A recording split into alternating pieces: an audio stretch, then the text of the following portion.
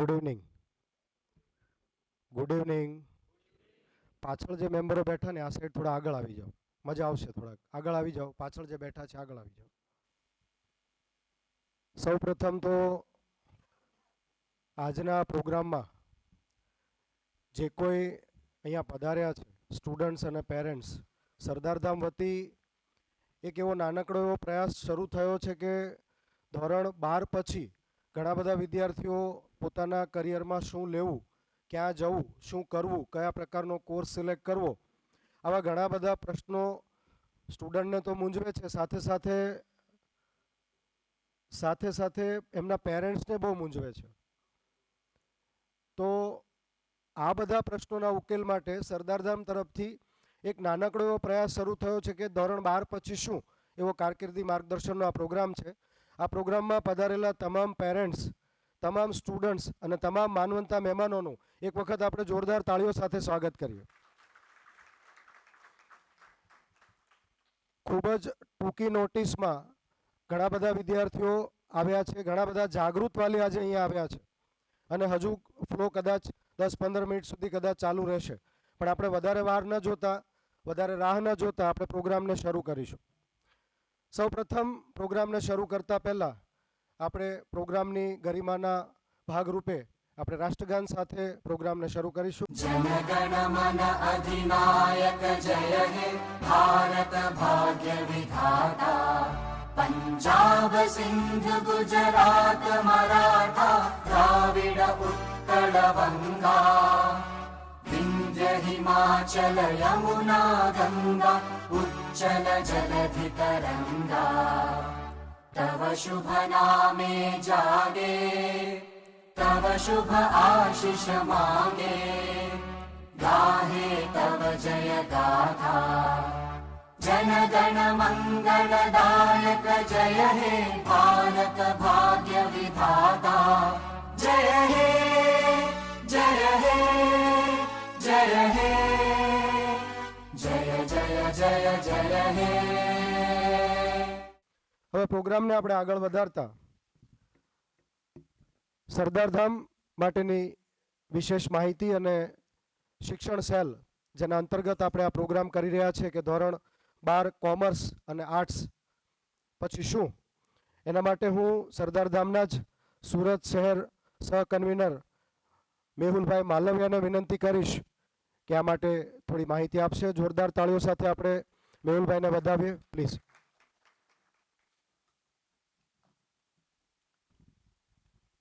જય સરદાર મિત્રો. સરદારધામની માહિતી ઓલમોસ્ટ આપણે નિહાળી ડોક્યુમેન્ટરી દ્વારા અને સાહેબે કીધું એમ. મારે ખાલી આ હોલમાં આવીને મને આ ધ્યાનમાં આવે છે કે જ્યાં લખ્યું છે સરદાર સાહેબે કે મારી ખાલી એટલી ઈચ્છા છે કે ભારત પોતે એક ઉત્પાદક બને, પોતે ક્યાંય ભૂખ માટે અથવા ભૂખ્યા આંસુ ન સારે અને પોતાના હાથ ઉપર ઊભા થાય, બસ એ જ કામ સરદારધામ કરે છે. ઘણા નામ ભળતા હોય એટલે આપણે એમ થાય કે સરદારધામ એટલે શું, કાંઈ મંદિર કે રાજકારણની વાત છે કે કોઈ ધર્મની વાત છે કે બહુ મોટું ભવન બનાવવાની વાત છે, પણ સરદારધામ સ્ટ્રેટ એક ડાયરેક્શનમાં એક દિશા લઈને કાર્ય કરે છે. 5 લક્ષ્ય બિંદુઓ ઉપર જ કામ કરે છે, 5 લક્ષ્ય બિંદુઓની બહાર કાર્ય કરતું નથી. અને એ પણ સમાજના અથવા દેશના ખરેખર એમ કહેવાય કે પ્રગતિના એંધાણ માટે કામ કરતા હોય એવા આ 5 લક્ષ્ય બિંદુઓ 2016માં નક્કી કરવામાં આવ્યા અને 10 વર્ષનો એક ટાર્ગેટ લઈને કે 10 વર્ષની અંદર આપણે આટલું કામ કરી જવું છે. આ 5 લક્ષ્ય બિંદુમાં પહેલું છે સરદારધામ ભવનોનું નિર્માણ કરવું. બરાબર, 10,000 કરોડના ખર્ચે એવા બિલ્ડિંગ બનાવવા જે આપશ્રીએ જોયું હમણાં. બરાબર, જેમાં હોસ્ટેલ પ્રોજેક્ટ ને એ બધા આવે છે, જેમાં આપણા વિદ્યાર્થીઓ સસ્તા અથવા રાહત દરે એમાં રહી શકે અને શિક્ષા લઈ શકે. આવું જ બીજું લક્ષ્ય બિંદુ છે જીપીએસસી યુપીએસસીના તાલીમ કેન્દ્રો, કે સરકારી માળખામાં આપણા સમાજના ઘણા છોકરાઓ કે છોકરીઓ જતા નથી અથવા સરકારી નોકરીઓ મેળવવા માટે બધું અઘરું પડતું હોય છે અને અટવાઈ જાય છે. તો જેના અંતર્ગત 10,000 વિદ્યાર્થીઓને સરકારી માળખામાં ચડાવવા, સરકારી નોકરીઓમાં ચડાવી દેવા અને કાયદેસર નોકરીમાં બેસાડી દેવા સુધીનું કાર્ય સરદારધામ કરે છે. જેની એક સિદ્ધિ ખાલી કહેવાની છે તમને કે અત્યાર સુધીમાં 3800 વિદ્યાર્થીઓ, 10,000માંથી 3800 વિદ્યાર્થીઓ તો આપણે સરકારી માળખામાં મૂકી દીધા છે અને ઓફિસર લેવલે બેઠા છે. હજી તાજેતરનો એક દાખલો છે, ઇન્ડિયન એક્સપ્રેસ ન્યૂઝપેપર જે નેશનલ લેવલનું ન્યૂઝપેપર છે, એમાં છે કે હમણાં જે લેટેસ્ટ યુપીએસસી જીપીએસસીનું જે રિઝલ્ટ આવ્યું એમાં ગુજરાતમાંથી 25 વિદ્યાર્થીઓ આઈએએસ આઈપીએસ ક્લિયર કરે છે, જેમાંથી 8 વિદ્યાર્થીઓ આપણા સરદારધામના છે, કાયદેસર આપણે કલેક્ટર લેવલના ઓફિસરો બહાર પાડેલા છે. ત્રીજું છે બિઝનેસ. આર્થિક રીતે આપણો સમાજ થોડોક આગળ વધે એના માટે દરેક વિદ્યાર્થીઓ હોય કે સ્કૂલમાં કે કોલેજમાંથી બહાર નીકળે પછી એક યુવાન સંઘર્ષ કરતો હોય છે, તો એ લોકોને બિઝનેસમાં સફળતા મળે એના માટે એક group GPBO global Patidar business organization કરીને ચલાવવામાં આવે છે, જેમાં સર્વને સાથે લઈને એકબીજા કઈ રીતે બિઝનેસ કરે છે અને કઈ રીતે આગળ વધે છે, જેમાં અત્યાર સુધીમાં 20 વિંગો સુરત, અમદાવાદ, વડોદરા, ભુજ, મહેસાણા, રાજકોટ, મુંબઈ એ બધાય મળીને 450 કરોડ પ્લસનો બિઝનેસ તો અંદરો અંદર કરી નાખેલો છે. દર 2 વર્ષે એક જીપીબીએસ એટલે પાટીદાર ઉદ્યોગ સાહસિકો જે મોટા મોટા થઈ ગયેલા છે એ સૌને સાથે લઈને એક ઉદ્યોગ મેળાનું આયોજન કરવામાં આવે છે. જેમ સાહેબે કીધું એમ વાઇબ્રન્ટ ગુજરાત સમિટને સાથે લઈને આપણે કામ કરતા હોય એવડી મોટી એક ઇવેન્ટ કરવામાં આવે છે જે દર 2 વર્ષે થતી હોય છે. અને છેલ્લું અને પાંચમું લક્ષ્ય બિંદુ છે 1 લાખ જાગૃત યુવાનોનું અથવા રાષ્ટ્રપ્રેમી દેશપ્રેમી યુવાનોનું એક નેટવર્ક બનાવવાનું, જે યુવા સંગઠન છે સરદારધામ યુવા સંગઠન, અને જેના અંતર્ગત આપણે આજે આજનું જે આપણું આયોજન બનાવેલું છે શિક્ષણ સેલ અંતર્ગત. તો આવા 5 લક્ષ્ય બિંદુઓને ધ્યાનમાં રાખીને સરદારધામ કામ કરે છે, બીજા કોઈ કાર્ય કરતા નથી. એટલે નિસંકોચ જ્યાં પણ સરદારધામનું નામ આવે આપ જાઓ, કોઈ એની ફી કે કંઈ હશે તો નોમિનલ હશે અથવા સમાજ માટે જ હશે એવું ખાસ ધ્યાન આપીએ છીએ. સરદારધામ ટીમ અને સરદારધામ ટ્રસ્ટ વતી આપ સૌનો આભાર વ્યક્ત કરું છું. જય સરદાર, જય હિન્દ. ધોરણ 12 પછી કોમર્સ પ્રવાહની વિશેષ માહિતી આપણને જે આપવા જઈ રહ્યા છે ડૉક્ટર મુકેશભાઈ ગોયાણી. હું મુકેશભાઈ માટે એવી વાત કરીશ કે મારા પરમ મિત્ર, પેલું કહેવાય ને કે સુખ દુઃખના સાથીદાર. અમે ઘણા સમયથી સાથે કામ કર્યું. આજે પોતે પ્રિન્સિપલ છે આરવી પટેલ અમરોલી કેમ્પસના. ખૂબ જ ઘણી બધી સંસ્થાઓ છે એ કેમ્પસની અંદર, આર્ટ્સ, કોમર્સ, બીસીએ, બીબીએ, ઘણા બધા કેમ્પસમાં કોર્સ ચાલે છે. યુનિવર્સિટીના પણ સક્રિય મેમ્બર છે, યુનિવર્સિટીના સેનેટ મેમ્બર છે. હું ડૉક્ટર મુકેશભાઈ ગોયાણીને વિનંતી કરીશ કે કોમર્સ પ્રવાહ માટેની માહિતી, વિશેષ માહિતી આપશે. જોરદાર તાળીઓ સાથે આપણે ડૉક્ટર મુકેશભાઈ ગોયાણીને આવકારીશું. જોરદાર તાળીઓ. આવશે.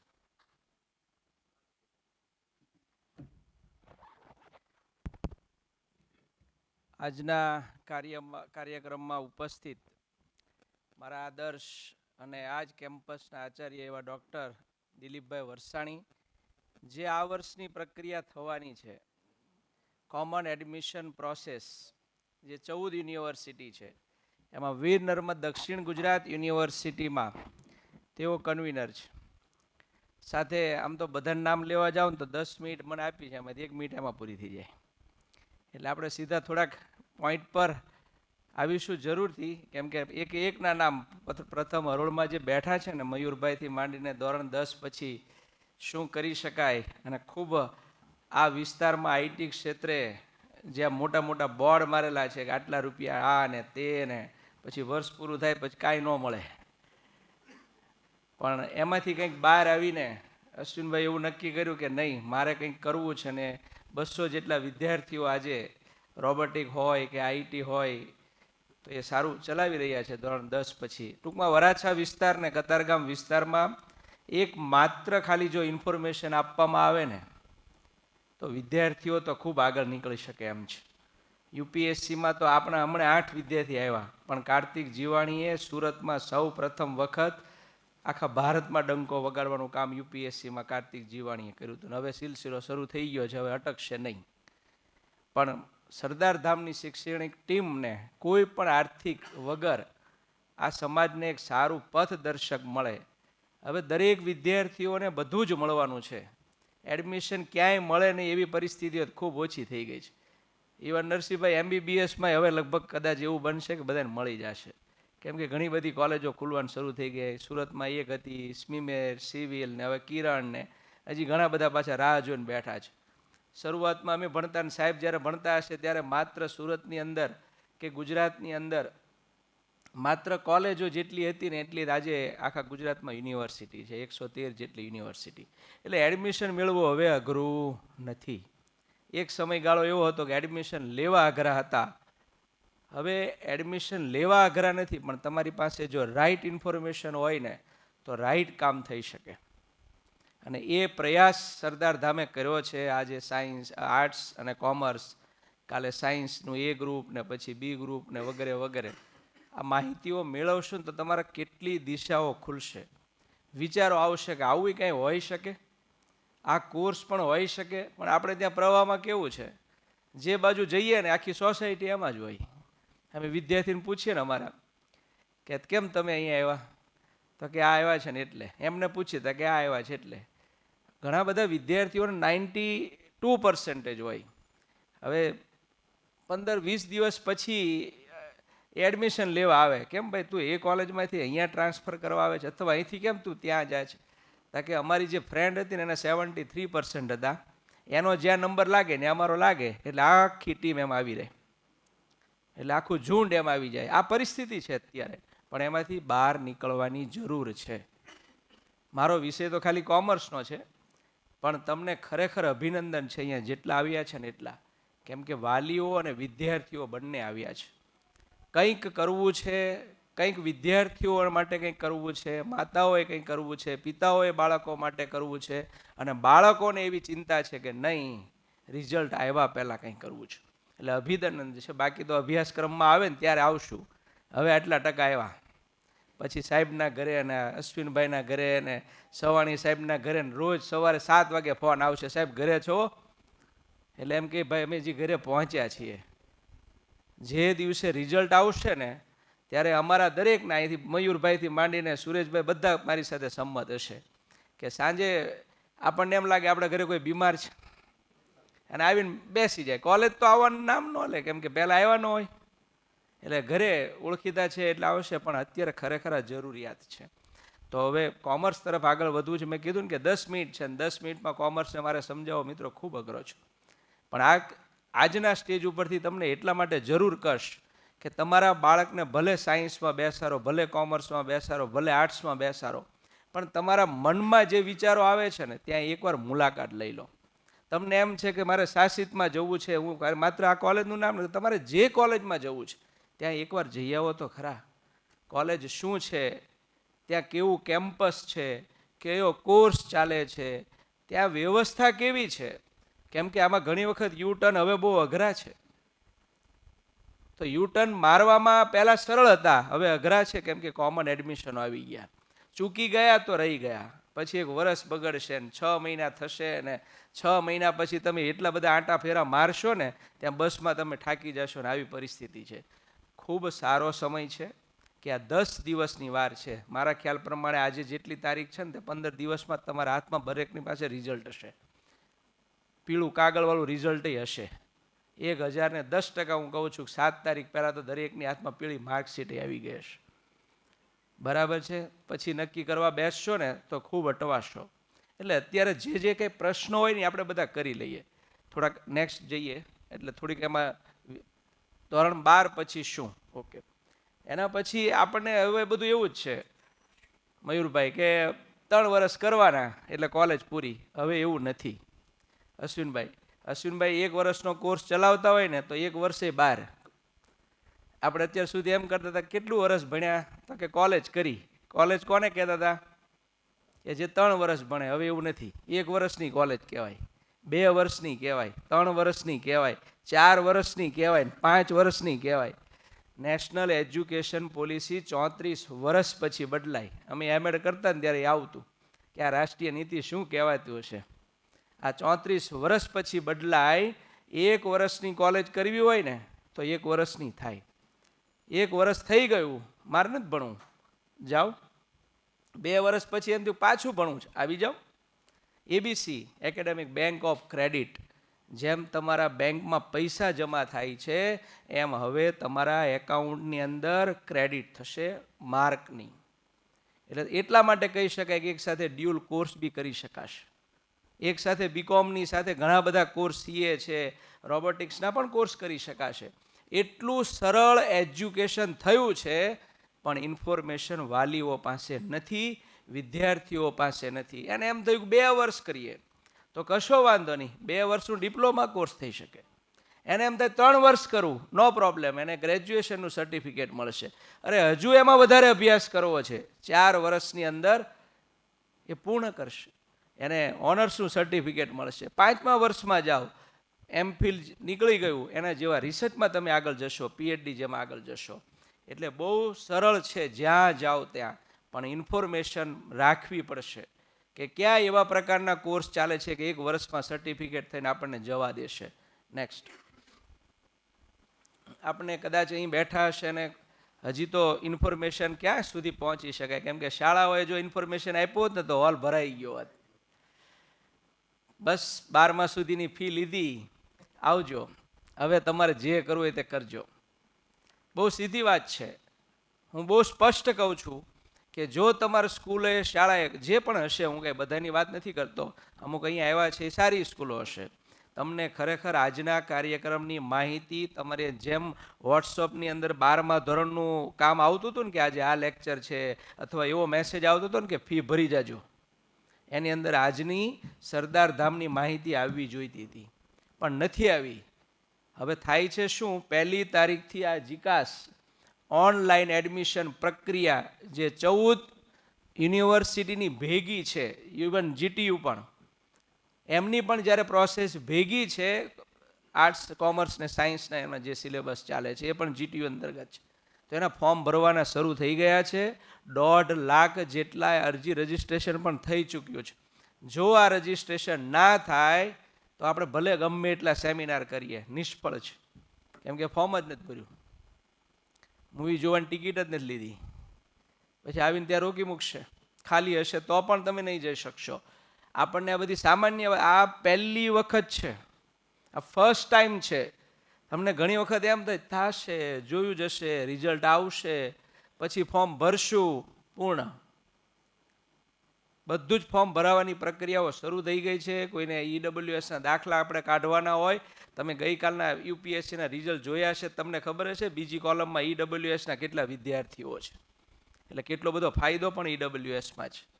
નેક્સ્ટ, આ એનું રજિસ્ટ્રેશનની પ્રોસેસ છે. આમ તો અહીંયા જેટલા બેઠા છે ને એ બધાની કોલેજમાં અમે ફ્રીમાં આ બધા ફોર્મ ભરાઈ આપીએ છીએ, તોય આવતા નથી.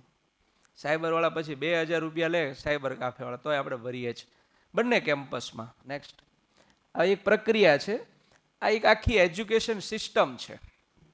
મોટાભાગે આવી સિસ્ટમની બહુ ઓછી ખબર હોય, પણ માહિતીઓ રાખવી જરૂરી છે. પહેલું છે સેન્ટ્રલ યુનિવર્સિટી, સેકન્ડ છે સ્ટેટ યુનિવર્સિટી, થર્ડ છે private university, dim university, national importance જે ધરાવે છે ને તે બધી આઈઆઈટીઓ છે. આખા ભારતની વાત છે. એમાં હવે બહુ વાત ન કરતા જે સ્ટેટ યુનિવર્સિટી છે ને આપણે ત્યાં 14 છે આવા પ્રકારની, અને એની કોમન એડમિશન છે. એની બાજુમાં પ્રાઇવેટ યુનિવર્સિટી છે.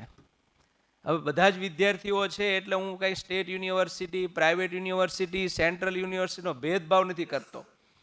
ભેદભાવ શું છે, આમ ડિગ્રી માટે કોઈ વાંધો નથી. પ્રાઇવેટ યુનિવર્સિટી, સુરતનું એક ઉદાહરણ આવું એટલે તમને સમજાઈ જશે, કેમ કે મારી 10 મિનિટ તો પૂરી થઈ ગઈ છે, આની કરતાં ઉપર જાય, કેમ કે બીજાનો વારો પછી આવે નહીં, બરાબર. એટલે આપણે થોડીક વાર ચલાવીએ. આ બંને વચ્ચેનો ડિફરન્સ તમને ખબર હોવી જોઈએ. આમ ગણો તો ફીનો ડિફરન્સ છે. ભલે સ્ટેટ યુનિવર્સિટી હોય, સ્ટેટ યુનિવર્સિટીમાં ગવર્મેન્ટ, એમાંય પાછા 3 પ્રકાર આવે. નંબર 1 ગવર્મેન્ટ કોલેજ, બીજું ગ્રાન્ટીનેટ કોલેજ, અને ત્રીજું સેલ્ફ ફાઇનાન્સ કોલેજ. આ ત્રણેય વસ્તુ તમારા કેમ્પસમાં અહીંયા જે બેઠા છો ને ત્યાં છે. દાખલા તરીકે આપણી ગવર્મેન્ટ સાયન્સ કોલેજ છે તો એમાં બહેનો માટે 45 રૂપિયા ફી છે. એ 45 રૂપિયા ખાલી, ઓનલી 45 રૂપીસ. એ જ પાછું તમે ગ્રાન્ટીનેટમાં કરવા જાઓ તો 2000 થી 2300 ફી છે. એ જ વસ્તુ પાછી તમે સેલ્ફ ફાઇનાન્સમાં જાઓ તો 4600થી 15,000 સુધીની ફીઓ છે. ભણવાનું એનું એ જ છે, કોઈ ફેરફાર નથી. અધ્યાપકોની લાયકાત ત્રણેયમાં સરખી જ છે, નેટ સ્લેટ ઓર પીએચડી, કોઈ ફેરફાર નથી. પણ તમારે નક્કી કરવાનું આપણી આર્થિક પરિસ્થિતિ કેવી છે અને આપણે ક્યાં ભણાવવા માગીએ છીએ તેના આધારે સંપૂર્ણ નક્કી થાય. નેક્સ્ટ, આપણી જે 15મી યુનિવર્સિટી જીટીયુ આવી, એટલે આ 15 યુનિવર્સિટીના લિસ્ટ છે. આ 15 યુનિવર્સિટીમાં જ્યાં એડમિશન તમારે લેવું હોય ત્યાં એક જ ફોર્મ ભરવાનું છે. તો સાહેબ આ પછી એડમિશન લેવા ક્યાં જવું? આપણે લેવું અહીં છે VNSUમાં, ને આપણે આમ ચિલ્ડ્રન યુનિવર્સિટીમાં નંબર લાગ્યો તો આ જીકાસ માત્ર ને માત્ર, ને આપણે બહુ નસીબદાર છીએ કે આપણી વચ્ચે દિલીપ સર ઉપસ્થિત છે, આપણા વિસ્તારના એ નોડલ ઓફિસર છે, અને આજે જ ગાંધીનગરથી સીધા અહીંયા જ આવ્યા છે. થોડોક રેસ્ટ લઈને આજે આના માટે ગયા અને આવ્યા છે. એટલે આપણે આજે ખૂબ નસીબદાર એટલા માટે તમને બહુ સચોટ માહિતીઓ આજે મળવાની છે. તો આ માત્ર ને માત્ર મેરિટ બનાવવાનું કામ કરશે લાઠિયા સાહેબ, એડમિશન નહીં આપે. એ માત્ર મેરિટ બનાવવાનું જ કામ કરશે, પણ તમારે એડમિશન લેવા ગાંધીનગર નથી જવાનું. તમે 2 યુનિવર્સિટીનું સિલેક્શન કર્યું છે, VNSU ને ગુજરાત યુનિવર્સિટી. તમને એમ લાગે કે MSc IT સુરતમાં નહીં મળે તો ગુજરાતમાં લઈ લેશું, તો એક જ 300 રૂપિયાના ફોર્મને આધારે તમારો બધામાં હક રહેશે. અહીંયા નહીં મળે તો ત્યાં, MSc IT કરવું છે તો અહીંયા નથી મળતું તો ત્યાં મળશે. એટલે જીકાસ એ એડમિશનની પ્રક્રિયા નામ ભલે રહ્યું, પણ એ માત્ર શું કરશે? મેરિટ બનાવશે, એડમિશન નહીં આપે. એડમિશન તો કોણ આપશે? યુનિવર્સિટી આપશે. તમે જેટલા ફોર્મ ભર્યું છે યુનિવર્સિટી એ પોતાનું પોર્ટલ ઓપન કરીને કામ કરશે. તો એક વાત એ છે. નેક્સ્ટ, કયા કયા કોર્સ? આ 3 વર્ષ આપણે નેક્સ્ટ જઈએ, આ ડ્યુલ પણ થઈ શકે છે. ઘણાને એમ થાય કે આ કોમર્સ કર્યા પછી શું કરીશું? આપણે બેઠા છીએ સાયન્સ કોલેજમાં, સાહેબ વાત કરે છે કોમર્સ કોલેજની, બરાબર? તો કોમર્સમાં શું છે? આજે ચાર્ટર્ડ એકાઉન્ટથી માંડીને એ તો વાત કરવાના જ છે, પણ સાથે સાથે આ બધા ગ્રેજ્યુએશનના કોર્સ છે. આ બધા જ 1 વર્ષનાય હોઈ શકે, 2 વર્ષનાય હોઈ શકે, 3 વર્ષનાય હોઈ શકે, અને 4નાય હોઈ શકે, અને 5નાય હોઈ શકે. હવે ભૂલી જજો, ભલે બેચલર શબ્દ છે એટલે 3 વર્ષ કમ્પ્લીટ કરવાના એવું નથી, મનમાંથી કાઢી નાખો. હવે કોઈ પૂછે કોલેજ કરી છે, તમારથી એવું પૂછવાનું કેટલા વર્ષ કર્યા છે? 1 વર્ષ. કંઈ વાંધો નહીં, 1 વર્ષની કોલેજ હશે. એને મેં કીધું ને એમ કે સર્ટિફિકેટ કોર્સ કહેવાશે, ને ડિપ્લોમા કહેવાશે, અથવા ડિગ્રી કહેવાશે. આટલા કોર્સ થઈ શકે. આમાં મારે એકના નામ હજુ આની પાછળ લિસ્ટ છે. આપણને એમ લાગે ખાલી આપણે એક જ સમજીએ કે બીકોમ કરી લેશું, બરાબર? બીકોમ આ બધામાં એક જ એવું મીડિયમ છે પહેલું કે જે ગુજરાતી મીડિયમમાં થશે, બાકીના બધા જ અંગ્રેજી માધ્યમમાં છે. પણ નેશનલ એજ્યુકેશન પોલિસી જે નવી આવી એમાં ભલે અંગ્રેજી માધ્યમનો કોર્સ હોય, તમારે નાનો મોટો એકાદ વિષય પણ ગુજરાતીમાં આવશે. દાખલા તરીકે BBA. અત્યાર સુધી અહીંયા બેઠેલા કોઈ વાલી હશે ને BBA કર્યું છે, અમે તો કંઈ ભર્યા નથી ગુજરાતી, તો આ વખતનો BKSનો કોર્સ આખો ગુજરાતી મીડિયમ અથવા ગુજરાતી માધ્યમ, ગુજરાતી વિષય કોલેજમાં આવી ગયો. કેમ કે નવી એજ્યુકેશન પોલિસી એવું કહે છે કે એક વિષય પણ તમારે માતૃભાષાનો ભણવો પડશે. એટલે છે એમાં, એટલે એમાં ગુજરાતી MSc IT, આમ જો ત્રીજું લખ્યું છે અહીંથી MSc IT એવો શબ્દ. એ ખૂબ અત્યારે મેરિટ પ્રમાણે બેચ ચાલી રહ્યો છે. સાયન્સની સીટો છે 50% અને કોમર્સની છે. એના પછી વિદ્યાર્થીઓ હમણાં BCAમાં બહુ ગયા છે, બેચલર ઓફ કોમ્પ્યુટર એપ્લિકેશન. જેને પૂછો ને એમાં હમણાં સ્કૂલમાં જાઓ ને તો બધા એમ જ કે સાહેબ આ અમારે BCA જ કરવું છે. પણ હવે થોડોક સમયગાળો બદલાયો છે, ટેકનોલોજીની સાથે સાથે હવે BBA વિદ્યાર્થી ખૂબ કરે, એટલે બેચલર ઓફ બિઝનેસ એડમિનિસ્ટ્રેશન, બરાબર? એટલે કોર્સ તો અઢળક છે. તમારે નક્કી કરવાનું છે કે સાહેબ આપણે, ઘણાને એમ થાય કે હવે આની પછી કરવાનું શું હોય બીકોમ? ના રે ના, આટલા બધા તમે કોર્સ તો જુઓ. હજુ પેજ ફેરવો, 31થી વધારે, પણ આ તો ખાલી આપણે સુરતની આજુબાજુ થઈ શકે ને એટલા કોર્સ છે. આ સિવાય પણ હજી ઘણા બધા કોર્સો છે કે જે તમારે બહાર મોકલવા હોય તો કામ લાગશે. એટલે કોમર્સ એ ખૂબ લાર્જ, આખા ભારતની અંદર આજે જે ઇકોનોમી છે એમાં 21 લાખ જેટલી કંપનીઓ છે. કેટલી? 21 લાખ કંપનીઓ. એટલે 21 લાખ કોમર્સના વિદ્યાર્થીઓ જોઈએ. આ સ્પષ્ટતા છે. જેમ 21 લાખ CA જોઈએ ને, એમ 21 લાખ ગુણ્યા તમે જેટલા કરી શકો ને એટલા કોમર્સના વિદ્યાર્થીઓ જોઈએ. એટલે હું સાયન્સ કે આર્ટ્સની વિખવાદ નથી કરતો, પણ એ આપણી ઇકોનોમી છે. અને આજે તમે ભારતની ઇકોનોમિક્સ જો આખા વિશ્વમાં ક્યાં પહોંચી રહી છે, GDP સૌથી આગળ છે. એટલે વિદ્યાર્થીઓને કોમર્સ ક્ષેત્રે ઉજ્જવળ તકો ભારતની અંદર છે.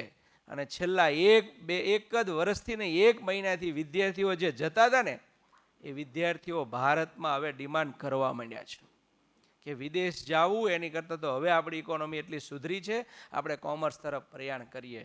અને મોટો કોમર્સમાં ફાયદો એ છે કે બહુ લાર્જ ફીઓ નથી. ઓછામાં ઓછી ફી 45 રૂપિયા છે અને વધુમાં વધુ ફી કદાચ કોઈ 45,000 સુધી જશે. MSc IT સુધી જો જોઈએ તો હું યરની વાત કરું છું. એટલી બધી હાઈ ફી વાળા કોર્સ આમાં છે નહીં. કોઈને વકીલાતમાં રસ છે તો FY થી જ થઈ શકશે. 5 વર્ષનો ઇન્ટરગ્રેટેડ કોર્સ ચાલે છે યુનિવર્સિટીમાં, 120 સીટ છે, કરી શકાશે. એટલે 12 કોમર્સની ઉજ્જવળ તકો છે. પ્રશ્નો આપણે સાથે લેશું, બરાબર છે. જેમનો કંઈ પ્રશ્ન હશે, અમારી આખી સરદારધામ, કેમ કે હું મેમ્બર જ છું સરદારધામની શિક્ષક સેલનો ટીમ, આજે વળી બોલવા બેસાડ્યો છે. બાકી આ ટીમના મેમ્બર તરીકે જ અમે છીએ. એટલે કોઈ પણ નાનો મોટો પ્રશ્ન તમારા મનમાં થતો હોય તો કોલેજ પણ આવી શકો છો, અને સરદારધામની કોઈ લિંક આવશે ને એમાં પણ તમે કોઈ પણ પ્રશ્ન, કોઈ પણ આર્થિક સહયોગ વગર પણ કરવાનો અમે કરીશું. એવું નહીં કે આનો જ ફોન આવ્યો તો અમે જવાબ આપીશું, પણ તમારી તત્પરતા હોવી જોઈએ. શીખજો.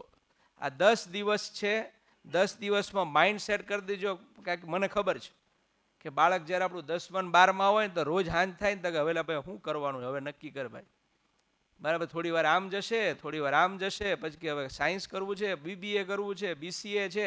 હવે 12 વર્ષ ભણ્યા પછી પણ એ 12 વર્ષની મહેનત કામ નહીં લાગે. કેમ કે હવે એવા પ્રકારના કોર્સ છે, 92% વાળો લાવનાર વિદ્યાર્થી પણ એ ક્લાસમાં હશે અને 35% વાળો લાવવાવાળો બી ક્લાસમાં એકમાં જ હશે.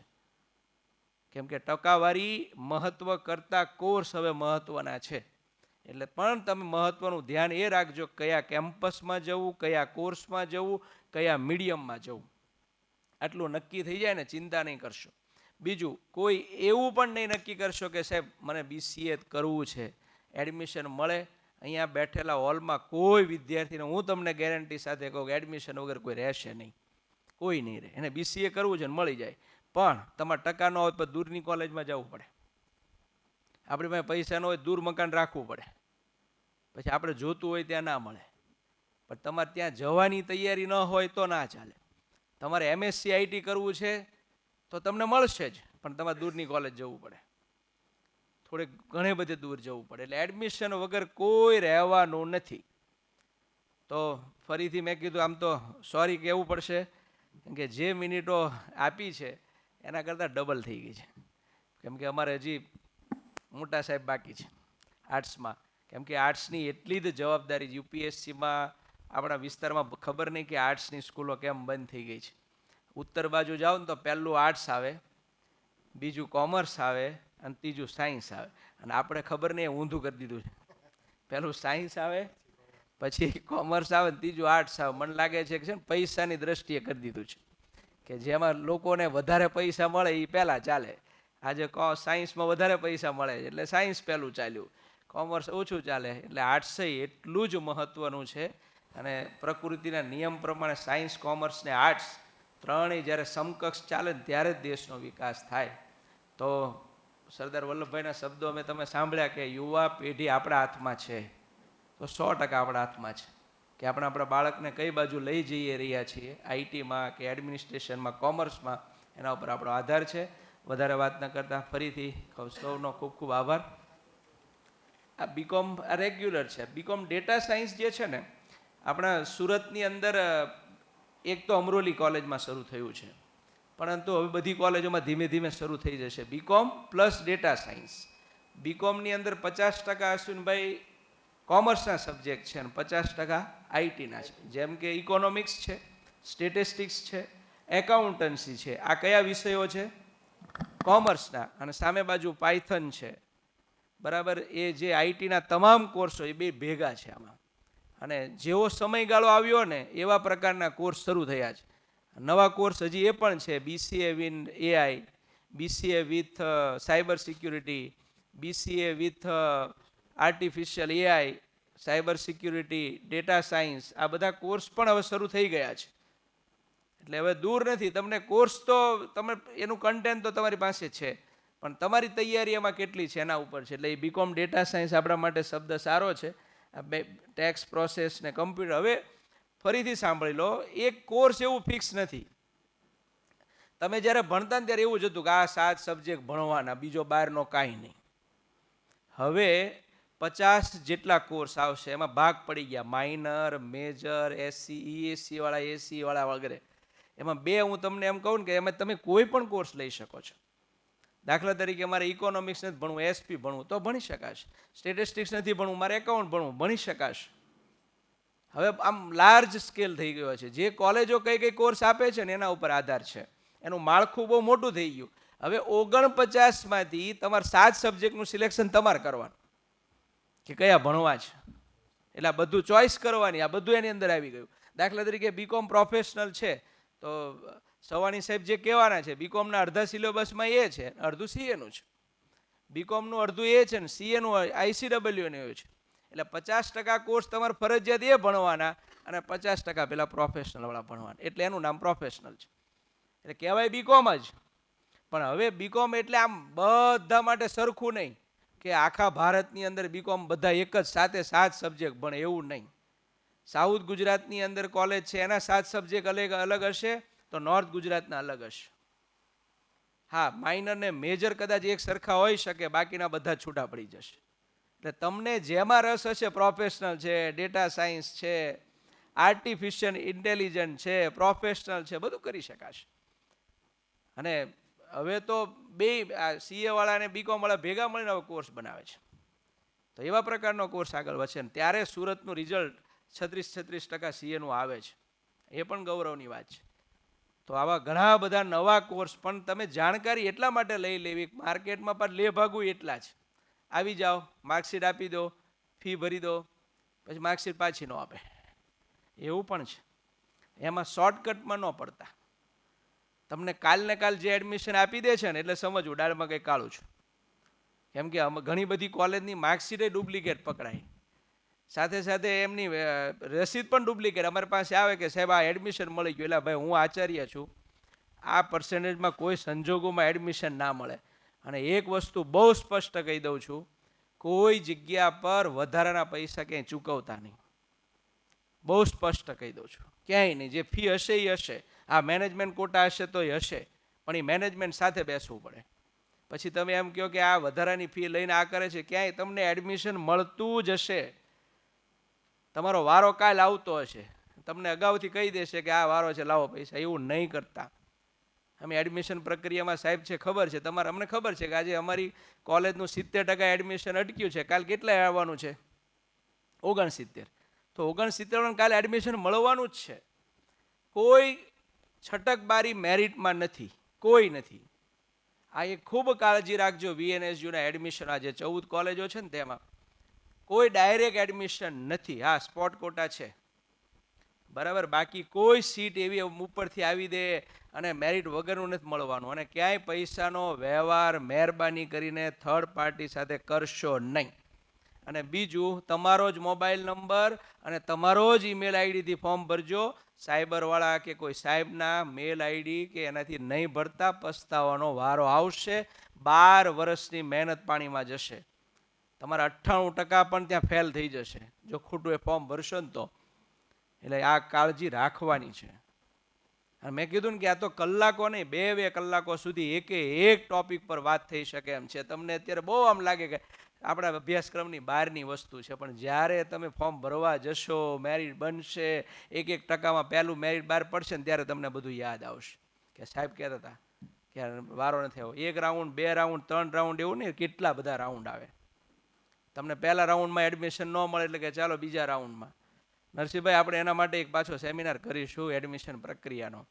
જ્યારે રિઝલ્ટ આવી જાય ને ત્યારે પાછો એકવાર સામૂહિક બધો જ કરશું, સાયન્સ, કોમર્સ, આર્ટ્સ, બરાબર. કેમ કે મેં કીધું એમ કે હજુ આર્ટ્સ બાકી, CA બાકી, ઘણું બાકી છે. પણ વ્યક્તિગત તમે ગમે ત્યારે સરદારધામની ટીમને અને સરદારધામમાં મળી શકશો. ત્યાં અમે પ્રશ્ન તમારે લખી પણ રાખશું અને પાછો એનો સેમિનાર કરીને જવાબ પણ આપીશું. આભાર. સુરેશભાઈ.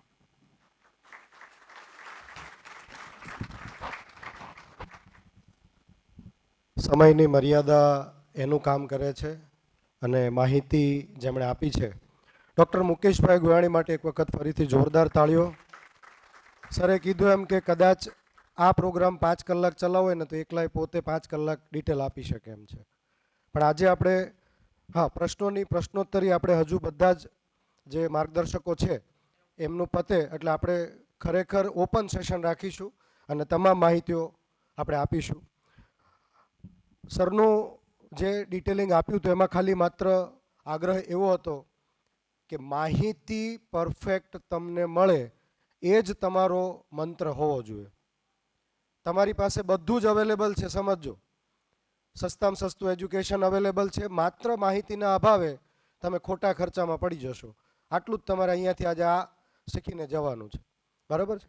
હવે હું સ્પેશિયલ જે એકદમ ફેમસ કોર્સ છે બધા, cost accountancy, cost management accountancy, company secretary, chartered accountancy, ખરેખર એના વગર આખા દેશની ઇકોનોમી અથવા કોઈ ઇન્ડસ્ટ્રીની ઇકોનોમી અથવા ઇન્ડસ્ટ્રીનું બેકબોન જેને કહેવાય, ફાઇનાન્શિયલ બેકબોન, એની ડિટેલ માહિતી માટે અને કોર્સ વિશે અને કારકિર્દી વિશે માહિતી માટે હું ભરતભાઈ સવાણી સાહેબને વિનંતી કરીશ.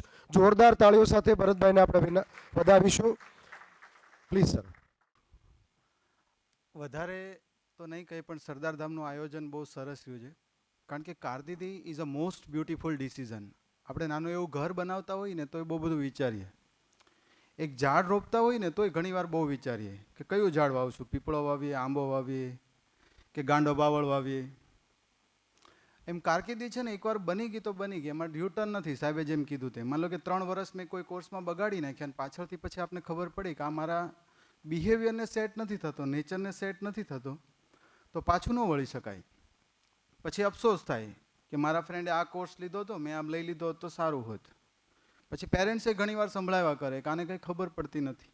એટલે ઘણીવાર આવા જે સેમિનાર છે ને એ જાગૃતતાનો દીપ પ્રાગટ્ય માટે હોય. એક સાચી ઇન્ફોર્મેશન ઘણીવાર સાચો રસ્તો પાડી શકતી હોય. તો એના માટે સરદારધામનો ખૂબ ખૂબ આભાર કે એટલું સરસ આયોજન કર્યું છે. તો એકવાર જોરદાર તાળિયા નરસિંહભાઈનો અને ટીમનો. બીજી વસ્તુ ઘણીવાર આપણે સાંભળતા હોય CA, CS કે CMA. CA વિશે તો બહુ બધું સાંભળ્યું. ટુ ધ પોઈન્ટ જ અત્યારે આપણે લઈએ સમયનો થોડું શોર્ટેજના હિસાબે. પછી છેલ્લે જે સ્પીકર હોય છે ને એમાં પાછા બગાસા આવતા હોય, એટલે એનું પણ માન જળવાય, આપણે એ પણ જોવું પડે. ઘણીવાર તાળીઓ એટલે પાડે સ્પીકર બેસી ગયા એની ખુશીમાં. ઓકે, તો CA કોર્સ વિશે બહુ સાંભળ્યું કે ચાર્ટર્ડ એકાઉન્ટન્ટ છે, ને સાંભળ્યું એટલા માટે હોય કેમ કે સુરતમાં 6,500 CA છે. ઓકે, અને એમાંથી 1,800 જેટલા તો વરાછા કતારગામમાં જ છે ખાસ કરીને. એટલે CAનું તો આમે એટલું બધું ફેમસ છે, આપણે સૌ જાણીએ છીએ CAનો, ચાર્ટર્ડ એકાઉન્ટિંગનો, કે નરેન્દ્રભાઈ મોદી એમ કે તમારી સિગ્નેચર એટલી ઇમ્પોર્ટન્સ છે કે કોઈ પણ રિપોર્ટ ઉપર સાઇન થઈ જાય તો રિપોર્ટ ઓટોમેટિક ઓથેન્ટિકેટ થઈ જાય કે આ રિપોર્ટ સાચો જ હશે. તો જે ચાર્ટર્ડ એકાઉન્ટન્ટ કોર્સ છે એના 3 સ્ટેજ છે. To the point, first is foundation, second is inter અને થર્ડ ઇઝ ફાઇનલ. 12 પછી પણ તમે એડમિશન લઈ શકો છો. કોઈ પર્સન્ટેજની ક્યારેય રિક્વાયરમેન્ટ હોતી નથી. મિનિમમ 50% હોય તો એડમિશન લઈ શકાય. કોર્સ ઇંગ્લિશમાં થાય છે. બીજી વસ્તુ, એજ લિમિટની કોઈ રિક્વાયરમેન્ટ નથી. એવું નથી કે 12મા પછી પણ કરે. તમને લાગે કે 30 વર્ષ પછી પણ તમારે CA કરવું છે, 12મા છૂટી ગયા તોય તમે CA કરી શકો. ઇન્ડિયાની અંદર 60 વર્ષે CA જોઈન કરીને 64 વર્ષે પૂરું કરવાવાળા લોકો છે, પણ એનો ઈરાદો મજબૂત હતો તો થઈ ગયું. આવું બની શકે. મિનિમમ પર્સન્ટેજની કોઈ જરૂર નથી. CS હોય, CMA હોય કે CA હોય.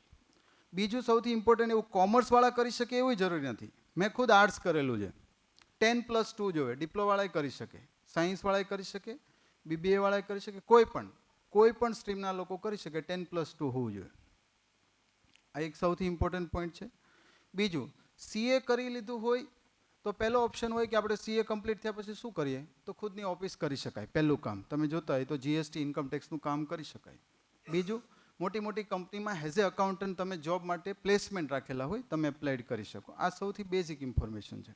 સેમ CS, આપણે ઘણીવાર કંપનીનું નામ સાંભળ્યું હોય, મોટી મોટી private limited, public limited company હોય, લિસ્ટેડ કરાવી, બનાવી, તો એના માટે કંપની સેક્રેટરીની કમ્પલસરી રિક્વાયરમેન્ટ છે. 12 પછી કરી શકાય, કોઈ મિનિમમ પર્સન્ટેજની રિક્વાયરમેન્ટ નથી. સાયન્સ, આર્ટ્સ, કોમર્સ બધા જ કરી શકે. 3 સ્ટેજ આવે. ફર્સ્ટ જેને ફાઉન્ડેશન કહો કે એન્ટ્રાન્સ કહો, સેકન્ડ એજ્યુકેટિવ આવે સેકન્ડ યર, અને થર્ડ પ્રોફેશનલ આવે. 3 સ્ટેજ. બધી એક્ઝામો પાસ કરો એટલે CS ની ડિગ્રી મળી જાય. સેમ ઓફિસ ખોલી શકો, કંપનીમાં જોબ માટે અપ્લાય કરી શકો. Same third CMA, cost and management accountant. સાહેબે પહેલાં ચાર્ટમાં બતાવ્યું તો ICW, cost and work accountant પહેલાં બોલતા હતા, હવે કોસ્ટ એન્ડ મેનેજમેન્ટ એકાઉન્ટન્ટ બોલે છે. સેમ 3 વર્ષનો કોર્સ થાય, ફાઉન્ડેશન, ઇન્ટર ને ફાઇનલ. 12 પછી કરી શકાય. કોઈ સાયન્સ, કોમર્સ, આર્ટ્સ કોઈ પણ વ્યક્તિ એડમિશન લઈ શકે, કોઈ મિનિમમ પર્સન્ટેજની રિક્વાયરમેન્ટ નથી. અને સૌથી ઇમ્પોર્ટન્ટ વસ્તુ, આ બધા કોર્સમાં ક્યાંય રિઝર્વેશન નથી, ક્યાંય અનામત નથી. સૌથી મોટી વસ્તુ. બીજી, આમાં લિમિટ ટ્રાયની કોઈ છે જ નહીં, તમે ઘણી બધી મારી શકો, અનલિમિટેડ. સુરતમાં એવા છે કે 20 ટ્રાય મારેલી છે, પણ આજે તમે એની ઓફિસમાં જાઓ તો ન લાગે 20 ટ્રાય મારેલી છે. ઓકે, 50 લાખની પ્રેક્ટિસ હોય વર્ષે. શું કામ? કારણ કે try is not matter, never give up is matter. એટલે ઘણા બધા હોય. તો 3 વસ્તુ ઇમ્પોર્ટન્ટ છે ખાસ, કે કોઈ પણ વ્યક્તિ આમાં જોઈન કરી શકે. આર્ટ્સ, કોમર્સ, સાયન્સ કોઈ પર્સન્ટેજ બહાર નથી, એની એજે જોઈન કરી શકે. અને સૌથી ઇમ્પોર્ટન્ટ વસ્તુ છે, આ બધા ડિસ્ટન્સ કોર્સિસ કહેવાય. આ તમે ગ્રેજ્યુએશનની સાથે જ કરી શકો. માનો લો કે તમારે BCom કરવું તો BCom સાથે થઈ શકે, BBA સાથે થઈ શકે, BCA સાથે થઈ શકે. અને સૌથી ઇમ્પોર્ટન્ટ વસ્તુ એ છે કે ધારુકા કોલેજમાં જ ચાલુ કરી રહ્યા છે. હા, સાહેબને મેં કીધું કે એટલું મોટું કેમ્પસ છે ને આપણા લોકોને જો દૂર સુધી જવું પડે, આપણી બેન દીકરીઓને, તો આપણું કેમ્પસની શું વેલ્યુ? તો સાહેબે કીધું કે આ પ્રયત્ન તો કરવો જ જોઈએ. તો તરત ટ્રસ્ટી સાથે સાહેબે મિટિંગ કરાવીને 2 દિવસમાં જ બધું ઇમ્પ્લિમેન્ટેશન થયું કે આ કરવું જ છે. તો આ સૌથી ઇમ્પોર્ટન્ટ વસ્તુ એ છે. બીજી વસ્તુ, જે CMA નામનો કોર્સ છે ને, જે બહુ ઓછા લોકોએ સાંભળ્યો હોય, હું તમને એનું થોડું બતાવી દઉં. જ્યારે સેકન્ડ વર્લ્ડ વોર થયું ને, ત્યારે તમને ખબર હોય તો ઇન્ડસ્ટ્રી બધી કોલાપ્સ થઈ ગઈ હતી. કોસ્ટ ઓફ પ્રોડક્શન, ફુગાવો એટલો બધો વધી ગયો. તો એ સમયે 1945ની અંદર ગવર્મેન્ટ્સ ઓફ ઇન્ડિયા, એ સમયે જે હતી રૂલિંગ 1935ના એક્ટ પ્રમાણે જે ગવર્મેન્ટ ચાલતી હતી, એને has a public limited cost accounting body ચાલુ કરી હતી. આઝાદ થયા પછી એ બોડીને 1959ની અંદર એને કોસ્ટ અકાઉન્ટિંગ ઇન્સ્ટિટ્યૂટ કરી દીધી. જેનું મેઇન કામ શું છે કે ઇન્ડસ્ટ્રીનું પ્રોડક્શન કોસ્ટ કેમ ઘટે. આજે તમે કોઈ પણ પ્રોડક્ટ હોય એનું કોસ્ટિંગ કાઢી એનો રિપોર્ટ સેન્ટ્રલ ગવર્મેન્ટને આપવાનો હોય. મિનિમમ 50 કરોડનું ટર્નઓવરવાળી ઇન્ડસ્ટ્રી હોવો જોઈએ. આ રિપોર્ટ કોન્ફિડેન્શિયલ હોય. હું નરસિંહભાઈ સવારે વાત કરતો હતો, આ રિપોર્ટ તમને મળે નહીં. તમને બાકીના બધા જ રિપોર્ટ મળે, પણ કોસ્ટિંગના રિપોર્ટ ક્યાંય ન મળે. હું નરસિંહભાઈને કહેતો કે એક પેનડ્રાઈવ 16 રૂપિયાની બને, ઘણીવાર એ 250 રૂપિયામાં વેચાય. હવે તમને ખબર પડી ગઈ કે આ 16 નહીં જ આવે, તમે 250 ન આપો. એટલે કોસ્ટિંગ કાઢવું is a art, is a challenge. એટલે ઘણીવાર આપણે વાત કરતા હોય કે ચાઇના સસ્તું બનાવે, તો ગવર્મેન્ટ શું કામ ઇન્ડિયા સસ્તું નથી બનાવતી એની પર ફોકસ કરી રહી? એટલા માટે CMA બોડીને વધારે પ્રમોટ કરી રહી. બીજું, હાલમાં CMAની શોર્ટેજ એટલી છે હાલ પૂરતી કે તમે બહાર પડો ને એના 1 મહિનાની અંદર તમને સામેથી લઈ જાય. અત્યારે 8 લાખ પેકેજ મિનિમમ છે CMAનું. 21 વર્ષની ઉંમરે 8 લાખ મિનિમમ પેકેજ છે. એટલી ડિમાન્ડ છે. એનું રીઝન ખાલી એટલા માટે કે શોર્ટેજ જ એટલી બધી છે. ખાલી તમે કમ્પેરિઝન CA કોર્સની સાથે કરો તો CA કોર્સમાં ઇન્ડિયાની અંદર તમે જુઓ તો અરાઉન્ડ 4.5 લાખથી 5 લાખ ચાર્ટર્ડ એકાઉન્ટન્ટ હશે પ્રેક્ટિસમાં. એની સામે કોસ્ટ એકાઉન્ટન્ટ 70,000 છે. સુરતમાં તમે જુઓ તો 6,500 CA છે. એની કમ્પેરમાં CMA તો 300 છે. સેમ CS જુઓ તો 500 છે. તો આ 3 કોર્સ એવા છે જે ગવર્મેન્ટ્સ ઓફ ઇન્ડિયાના special act of parliament through ચાલે. આ ગવર્મેન્ટ સપોર્ટેડ એજન્સી કહેવાય. આના માટે કામ શોધવાનું ન હોય, ગવર્મેન્ટ જ ડિસાઇડ કરી દે કે આ વ્યક્તિએ GST ભરવાનો છે, તો કોની પાસે જશો? તો CM and CA પાસે. આ વ્યક્તિનું કસ્ટમ અને એક્સાઇઝનું કામ કરવાનું છે, કોની પાસે જશો? તો કે CMA વાળા પાસે. આની પબ્લિક લિમિટેડ કંપનીના શેર ઇસ્યુ કરવાના છે, કોની પાસે જશો? CS પાસે. આ કમ્પલસરી છે. એટલે આ 3 વેલ ડિફાઇન્ડ પ્રોફેશનલ કોર્સ છે. જે સ્ટુડન્ટને 12 પછી પ્રોપર કરિયર, મતલબ કહેવાય ને પ્રોપર ડિસિઝન હોય ગ્રેજ્યુએશન સાથે મારે આ કરવું છે, તો કોઈ પણ કોર્સ સિલેક્ટ કરી શકે. હા, પણ એક કોન્ફિડન્ટ એવો હોવો જોઈએ કે આનું રિઝલ્ટ સાહેબે કીધું તેમ 30% 35% સુરત આપે છે, પણ એવું જો નથી કે એવરેજ 30-35% આપે, ક્યારેક 10% આપે, ક્યારેક 5% આપે. એકવાર CMAની અંદર આખા ઇન્ડિયામાં 38 જણા પાસ થયા, 50ને તો રેન્ક આપવાના હોય. સમજ્યા? એટલે 400 માર્ક્સ લાવવાના હોય 800માંથી, 405 થવાના. 400 જેને આવ્યા ને એનો ઇન્ડિયામાં રેન્ક હતો. એટલે ઘણીવાર હું સાહેબને કહેતો કે રવિ સર કરીને માન લો કે સુરતમાં ટોપ છે, એને સીએ ફર્સ્ટ એટેમ્પે કાઢી નાખ્યું હતું, પણ સીએમએમાં સેન્ટર ઉપર હાથ જોડીને પગે લાગ્યા હતા કે મારું આ પેપર નીકળી જાય ને તો હું પાસ થઈ જાઉં. એટલે ઘણીવાર એવું થાય કે આપણે લાગે કે સીએ અઘરું છે એટલે સીએમએ કરવું. અઘરું બધું જ છે, પણ જો તમારો કન્સેપ્ટ ક્લિયર હોય, ફંડામેન્ટ અને દાન જ પ્રોપર હોય ને, કેમ કે મારે કરવું જ છે ધગજ, તો કોઈ પણ વસ્તુ અઘરી છે નહીં. અને ઘણીવાર હું લાસ્ટમાં એકવાર કહેતો, એવું ઘણા કહેતા હોય કે સફળતા કેમ મળે, તો કે તક આવે તો કૂદી પડવું જોઈએ. તો કે તક આવે એમ કેમ ખબર પડે, તો કૂદતા રહેવું જોઈએ. ઓકે, વધારે કંઈ પછી સવાલ હશે તો જવાબ આપશું, પણ હું રિક્વેસ્ટ કરીશ કે હવે આગળ સાહેબ લે પોતાનું.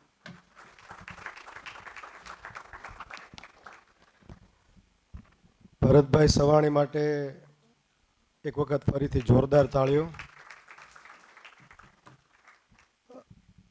ઇટ ઇઝ અવર પ્રિવિલેજ કે સર આટલું સિસ્ટમેટિક અને એકદમ પ્રોફેશનલ એપ્રોચથી જે ખરેખર ઇમ્પોર્ટન્ટ કરિયરના સેગમેન્ટ છે, જે CMA, CS અને CA, really we are proud feel કે પરફેક્ટ ડિટેલ સરે આપી છે.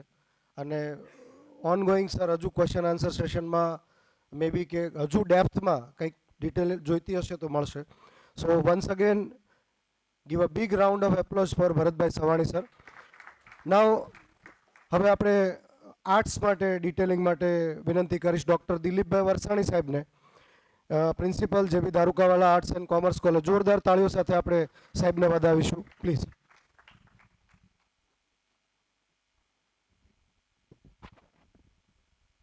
નમસ્કાર. સરદારધામ યુવા સંગઠન આ શૈક્ષણિક સેલ આયોજિત આજના આ શૈક્ષણિક કારકિર્દી સેમિનારમાં આ ટીમના નેતૃત્વ કરનાર નરસિંહભાઈ, એમની સમગ્ર ટીમ અને મારી સાથેના વક્તાઓમાં મારા મિત્ર, બે મિત્રો ભરતભાઈ અને મુકેશભાઈ, અને આપ સૌ વાલીઓ અને ધોરણ 12ની પરીક્ષા આપનાર ભાઈઓ બહેનો. અમારું આર્ટ્સ તો લગભગ સુરતમાં છેલ્લે ચાલુ થતું હોય. કોમર્સ, સાયન્સ, BBA, BCA ભરાય પછી ક્યાંય ન મળે એટલે આર્ટ્સમાં પ્રવેશ લેવાતો હોય. મને લાગે આ પરંપરા બહુ ખોટી છે. અત્યારે અહીંયા જે વિદ્યાર્થીઓ છે એને એવું નક્કી કરી લેવું જોઈએ કે ભાઈ મારે આર્ટ્સ જ ભણવું છે, તો એમને આર્ટ્સમાં જ જવું જોઈએ, પછી બીજા ગમે ત્યાં જાય. અને મને આશા છે કે પાટીદારના જો 8 UPSC થતા હોય, તમને એના વિષય જોજો કયા હતા. એ ડૉક્ટર થઈને એને છેલ્લે આર્ટ્સના વિષયો રાખીને જ UPSC પાસ કરવી પડે. કદાચ પહેલાં કરી હોત તો ડૉક્ટર થવું ન પડ્યું હોત એને. તો એ આપણું એક વિઝન હોય તો મને લાગે છે આપણે કોઈ પણ ફેકલ્ટીના કોઈ પણ પ્રવાહમાં આપણી કારકિર્દી ઘડી શકીએ. અહીંયા મિત્રો બેઠા છે, કદાચ ખબર નહીં હોય, હું એક એવો વિદ્યાર્થી સુરતનો કોલેજનો હતો. મેં 12 સાયન્સમાં PT સાયન્સ કોલેજમાં મેં પ્રવેશ લીધેલો. મારું મેથ્સ ખૂબ સારું હતું એટલે મેં મેથ્સ રાખેલું 12 સાયન્સ પાસ કરીને. પણ પછી છોડી દીધું મેં અને ડાયમંડ ઇન્ડસ્ટ્રીમાં આવી ગયો. હવે ઇન્ડસ્ટ્રી સાથે સાયન્સ તો થાય નહીં એટલે નવયુગ આર્ટ્સ કોલેજમાં ફોર્મ ભરી કાઢ્યું. કોલેજ ફર્સ્ટ રહ્યો, MA ગોલ્ડ મેડલ થયો અને તરત પ્રોફેસર થઈ ગયો. 95માં મારું રિઝલ્ટ આવ્યું ને એ જ વર્ષે પ્રોફેસર થયો. તો આર્ટ્સમાં કારકિર્દી બની શકે એવું હું એનું ઉદાહરણ છું. તો એ કોઈ પણ ફેકલ્ટી હોય કોઈ મોટી ના હોઈ શકે. આપણે એવી મેન્ટાલિટી હોય કે સાયન્સ એટલે ખૂબ સારું, પછી કોમર્સ આવે ને પછી છેલ્લે આર્ટ્સ હોય, એવું રાખીને વિદ્યાર્થી ભણે તો ક્યારેય કારકિર્દી ના બને. એટલે આર્ટ્સ પછી એક ગ્રેજ્યુએશન કોર્સ છે. આર્ટ્સ પછી ઘણું બધું થઈ શકે જેટલું ગ્રેજ્યુએશન કોમર્સથી થાય. ખાલી CA પણ થાય, 10+2 છે એટલે CA પણ તમે 12 કોમર્સવાળા આર્ટ્સમાં આવે તો કરી શકાય. પણ એ સાથે ધારો કે કોઈનું મેથ્સ ખૂબ નબળું છે, ગણિત, અને એને વકીલ થવું છે તો એને BA કરીને LLB કરાય. અમારી કોલેજની ગુજરાતી વિષયની અનેક બહેનો સુરતમાં LLBની પ્રેક્ટિસ કરે. મેં કીધું તમને એક ગણિતનો એકડો હરખો નહોતો આવડતો અને તમે વકીલ થઈ ગયા એમ. એટલે એ થઈ શકે એમ, કારણ કે એને મેથ્સ કે નહોતું સારું પણ એને વકીલ થવું હતું, એ આર્ટ્સ ગુજરાતી રાખી લીધું ને ભાષા પર એ આગળ જઈ શકે. એટલે મારે જે ખાસ વાત આર્ટ્સ કંઈ પ્રશ્નો હશે તો આપણે કરીશું કે આર્ટ્સમાંથી શું શું થઈ શકે. જો ઇકોનોમિક્સ હોય તો MBA પણ થવાય. આર્ટ્સ પછીના PGના લગભગ કોર્સિસ એ આપણે કરી શકીએ છીએ જેટલા BComથી થાય છે તે. BScથી પણ હવે તો NEPમાં આ બધું જ થઈ શકે. આજે પ્રવેશ પ્રક્રિયાને આજે જે અમને ગાંધીનગર બોલાવેલા આ 14 યુનિવર્સિટીનું જે જીકાસ અંતર્ગત આ એડમિશન થવાના છે, ખાસ કરીને નોડલ ઓફિસર્સને જ વધારે બોલાવ્યા હતા. 14 આજે 5 યુનિવર્સિટી હતી, કાલે બીજી 5 હશે, એમ 3 દિવસ આ યુનિવર્સિટીને બોલાવી છે. તો એમનો આશય એક જ હતો કે ગુજરાતના કોઈ વિદ્યાર્થીને અન્યાય ન થાય, સ્ટેટ યુનિવર્સિટીમાં એ પ્રવેશ મેળવે. મુકેશભાઈએ ઘણી બધી વાત કરી કે ભાઈ ખૂબ નજીવી ફીમાં ખૂબ સારું ક્વોલિફિકેશનવાળું એજ્યુકેશન એ તમે મેળવી શકો. પણ અહીંયા એક પ્રશ્ન એ છે, અમે વારંવાર મેં રજૂઆત કરી કે ધારો કે વિદ્યાર્થીએ ચોઈસ ના આપી તો એ વિદ્યાર્થીનું કંઈ નહીં થાય.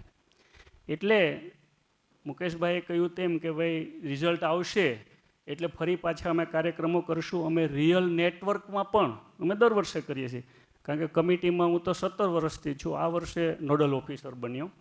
એડમિશનની પ્રોસેસ અમે પહેલાં સેન્ટ્રલાઇઝ કરતા, છેલ્લા 3 વર્ષથી ડિસેન્ટ્રલાઇઝ થઈ ગયું. તમે ફોર્મ ભરો ને બધી જ કોલેજ ઓટો ચોઇસ થઈ જતી હતી. કોમર્સનું ભરો, આખા સુરત જિલ્લાની કોમર્સ કોલેજમાં તમને પ્રવેશ મળે. BBAનું ભરો તો આખી સુરત જિલ્લા, આપણે 4 ઝોન પાડ્યા હતા. હવે ઝોન બધું નીકળી ગયું. હવે એક જ ફોર્મ અત્યારે GTU જે 15મી યુનિવર્સિટી આવી છે એ છેલ્લા તમે 3 કોર્સ જુઓ છો એના માટે આવી. જો MSc IT, BBA, BCA એવા 18 જેટલા પ્રોફેશનલ કોર્સ GTUએ ચાલુ કર્યા. એ અમારી સાથે આ 15મી યુનિવર્સિટીમાં આવ્યું. બાકીના તો બધા જે છે એ તો ACPC અંતર્ગત જ થવાના છે, એન્જિનિયરિંગના એડમિશન.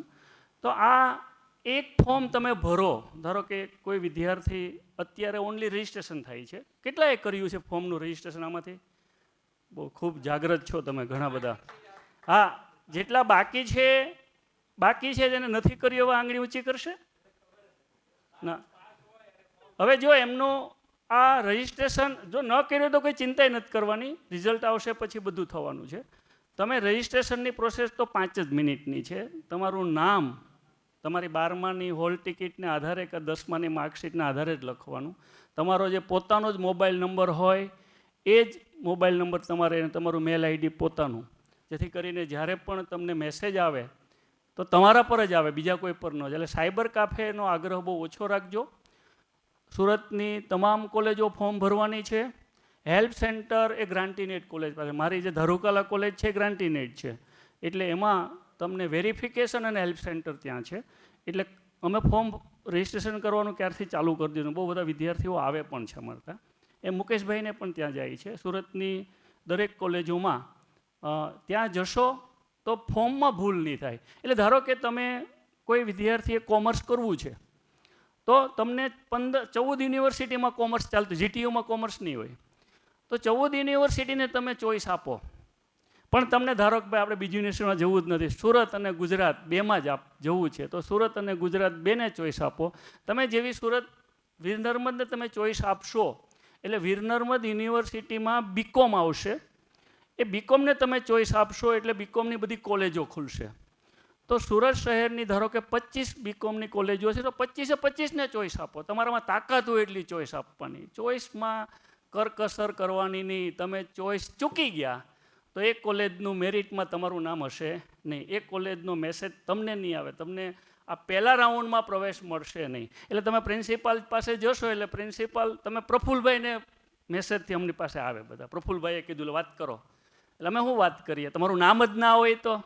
એટલે તમને હવે કહેશું કે ભાઈ પૂરક પરીક્ષાનું રિઝલ્ટ આવે ત્યારે ફોર્મ ભરો, અમારી આ કોલેજની ચોઈસ આપજો, ખાલી હશે તો તમને મળશે. આવો બધા જ પ્રિન્સિપાલો જવાબ આપશે.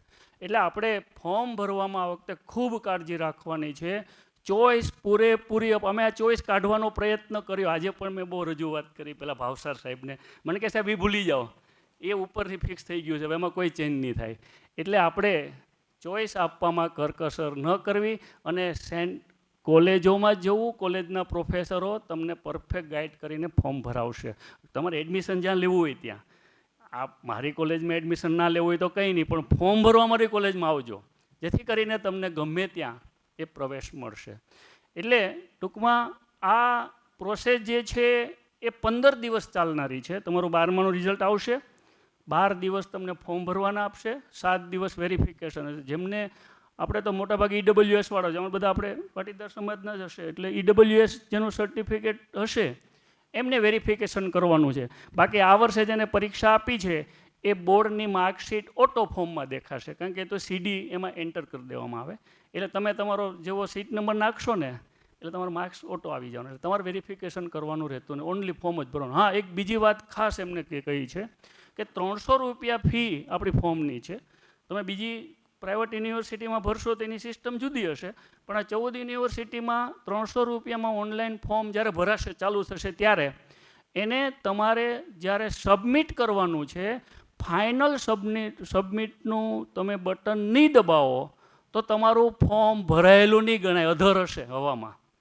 એટલે આવું ઘણા વિદ્યાર્થીઓ ભૂલ કરે છે. 300 રૂપિયા ફી ભરાઈ જાય, ફાઇનલ સબમિટ ના કરે. એટલે આપણે ઉતાવળ નહીં કરવી. ફાઇનલ સબમિટ કરશો તો જ તમારું ફોર્મ ભરાશે. ફી તમને એડમિશન મળ્યા પછી કોલેજને આપવા જવાની છે. તમે ઓફલાઈન ઓનલાઈન મને આપી શકશો, એટલે ફીની બહુ ચિંતા નથી. પણ તમને જેમ થયું કે ભાઈ મને આ કોલેજમાં પ્રવેશ મળે છે, હવે મારે લઈ જ લેવો છે, તો તમારે અહીંયા ફી ભરીને કન્ફર્મ કરાવી લેવાનું, એની રિસિપ્ટ ત્યાંથી લઈ લેવાની. તમે જરૂર તમારો નંબર લાગશે એટલે તમને ઓફર લેટર પ્રવેશનો તમને મળશે. એ લેટર જે છે એ લઈને તમે યુનિવર્સિટી જશો, કોલેજ પર, કોલેજ તમને પ્રિન્ટ કાઢી આપશે નહીં, અને એના આધારે ત્યાં તમારી ફી ભરાય, અને ફી ભર્યા પછી તમારું એડમિશન કન્ફર્મ થતું હોય છે. તમારે બીજા રાઉન્ડમાં જવું હોય તો તમારે ફી નહીં ભરવાની. તમને એવું લાગે કે ભાઈ મને હજુ આનાથી સારી કોલેજમાં મળવાનો ચાન્સ છે તો તમે ફી નહીં ભરો તો ચાલે, પણ ફી ભરી દેશો ને બીજા રાઉન્ડમાં જશો તો આપણી યુનિવર્સિટી બહુ ઉદાર છે. ફી પાછી આપવાની જોગવાઈ છે, તરત જ તમને ફી પાછી. અમે ટીમ છે, હું નોડલ ઓફિસર છું, મુકેશભાઈ અમારે કોમર્સ ફેકલ્ટીના એ કન્વીનર છે, તો દરેક ફેકલ્ટીના અમે 10ની અમારી ટીમ છે. અમારે આ જ બધું જોવાનું છે કે કોઈ વિદ્યાર્થીને અન્યાય ન થાય, કોઈ એજન્ટ એક પણ રૂપિયો કોઈ પાસેથી ન લે, એવી ફરિયાદ પણ ના આવે, પણ અમારે જોવાનું છે. અને ભૂલથી જો કોઈ કોલેજ માર્કશીટ પરત ના કરે તો પણ તમે મેલ આ કમિટીને કરજો, એ પણ અમે તમને અપાવશું. એટલે આખું પારદર્શક પ્રકારની આ સરકારે વ્યવસ્થા કરી. સરકારનો આશય તો માત્ર ફોર્મ ભરાવવાનો છે, એડમિશન યુનિવર્સિટી જ આપવાની છે, પણ ચોઈસ હશે તો બહુ ચિંતા રહેશે નહીં. મને લાગે છે કે આ સરદાર ધામ દ્વારા આ ખૂબ સરસ માર્ગદર્શન આપવા માટેનો જે પ્રયત્ન થયો છે, અને આટલા મોડા સમયે આ કાર્યક્રમમાં ઉપસ્થિત રહ્યા છો, મને લાગે છે એક આ જાગૃતતાનું આપણા વિસ્તારમાં આ પરિણામ ચોક્કસ દેખાયું છે. ફરી આ સરદાર ધામનો આભાર માનું છું.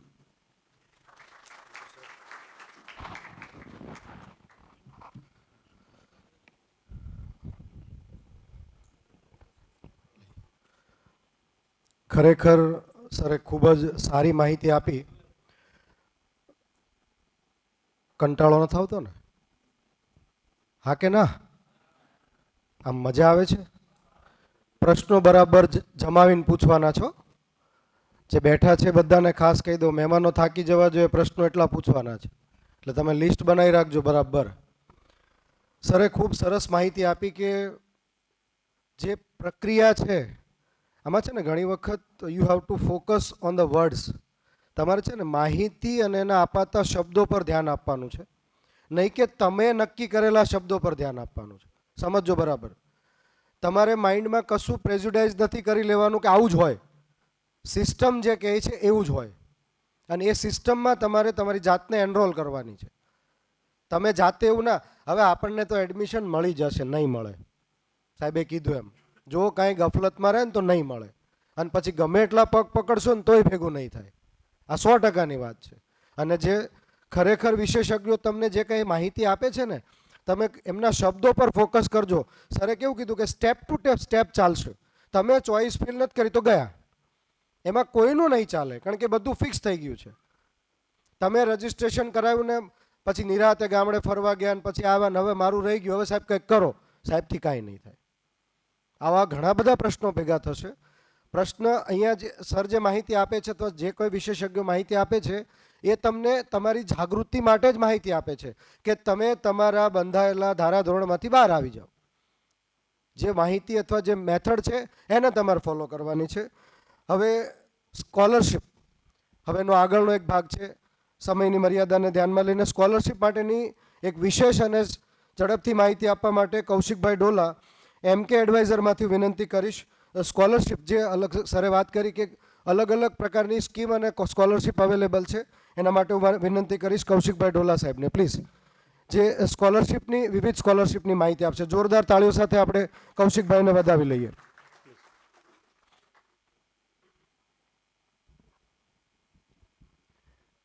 નમસ્કાર, જય સરદાર. આમ જોવા જઈએ તો મારો વારો છેલ્લે જ આવે છે, પણ એ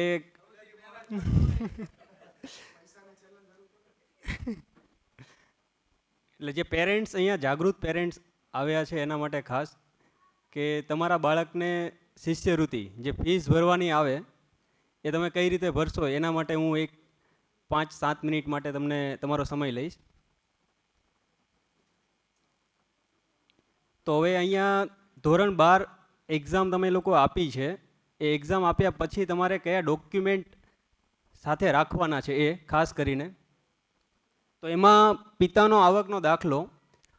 હવે મને અહીંયા એક ફીડબેકમાં કહેવામાં આવ્યું છે કે પિતાનો આવકનો દાખલો ખાસ કરીને કઢાવેલો હોય તો એક ચેક કરી લેવું કે એક્સપાયર નથી થઈ ગયો. હવે એ ચેક કઈ રીતે થશે?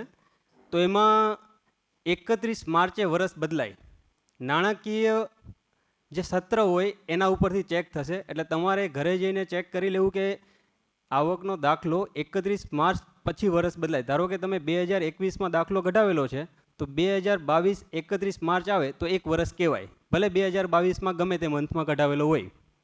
ઘણી વખત એવું પણ બને કે ફેબ્રુઆરીમાં દાખલો કઢાવ્યો હોય, તો ફેબ્રુઆરીમાં દાખલો કઢાવ્યો હોય તો એનું એક વર્ષ ક્યારે પૂરું થાય? તો 31 માર્ચ આવે એટલે એક મહિનામાં જ એક વર્ષ પૂરું થઈ જશે. એટલે તારીખ નથી જોવાની, વર્ષ નાણાકીય જોવાનું છે. બીજું EWSનો દાખલો, ઇકોનોમિક વીકર સેક્શન જે છે એમાં 10% જે અનામત જે સીટ અવેલેબલ છે એ.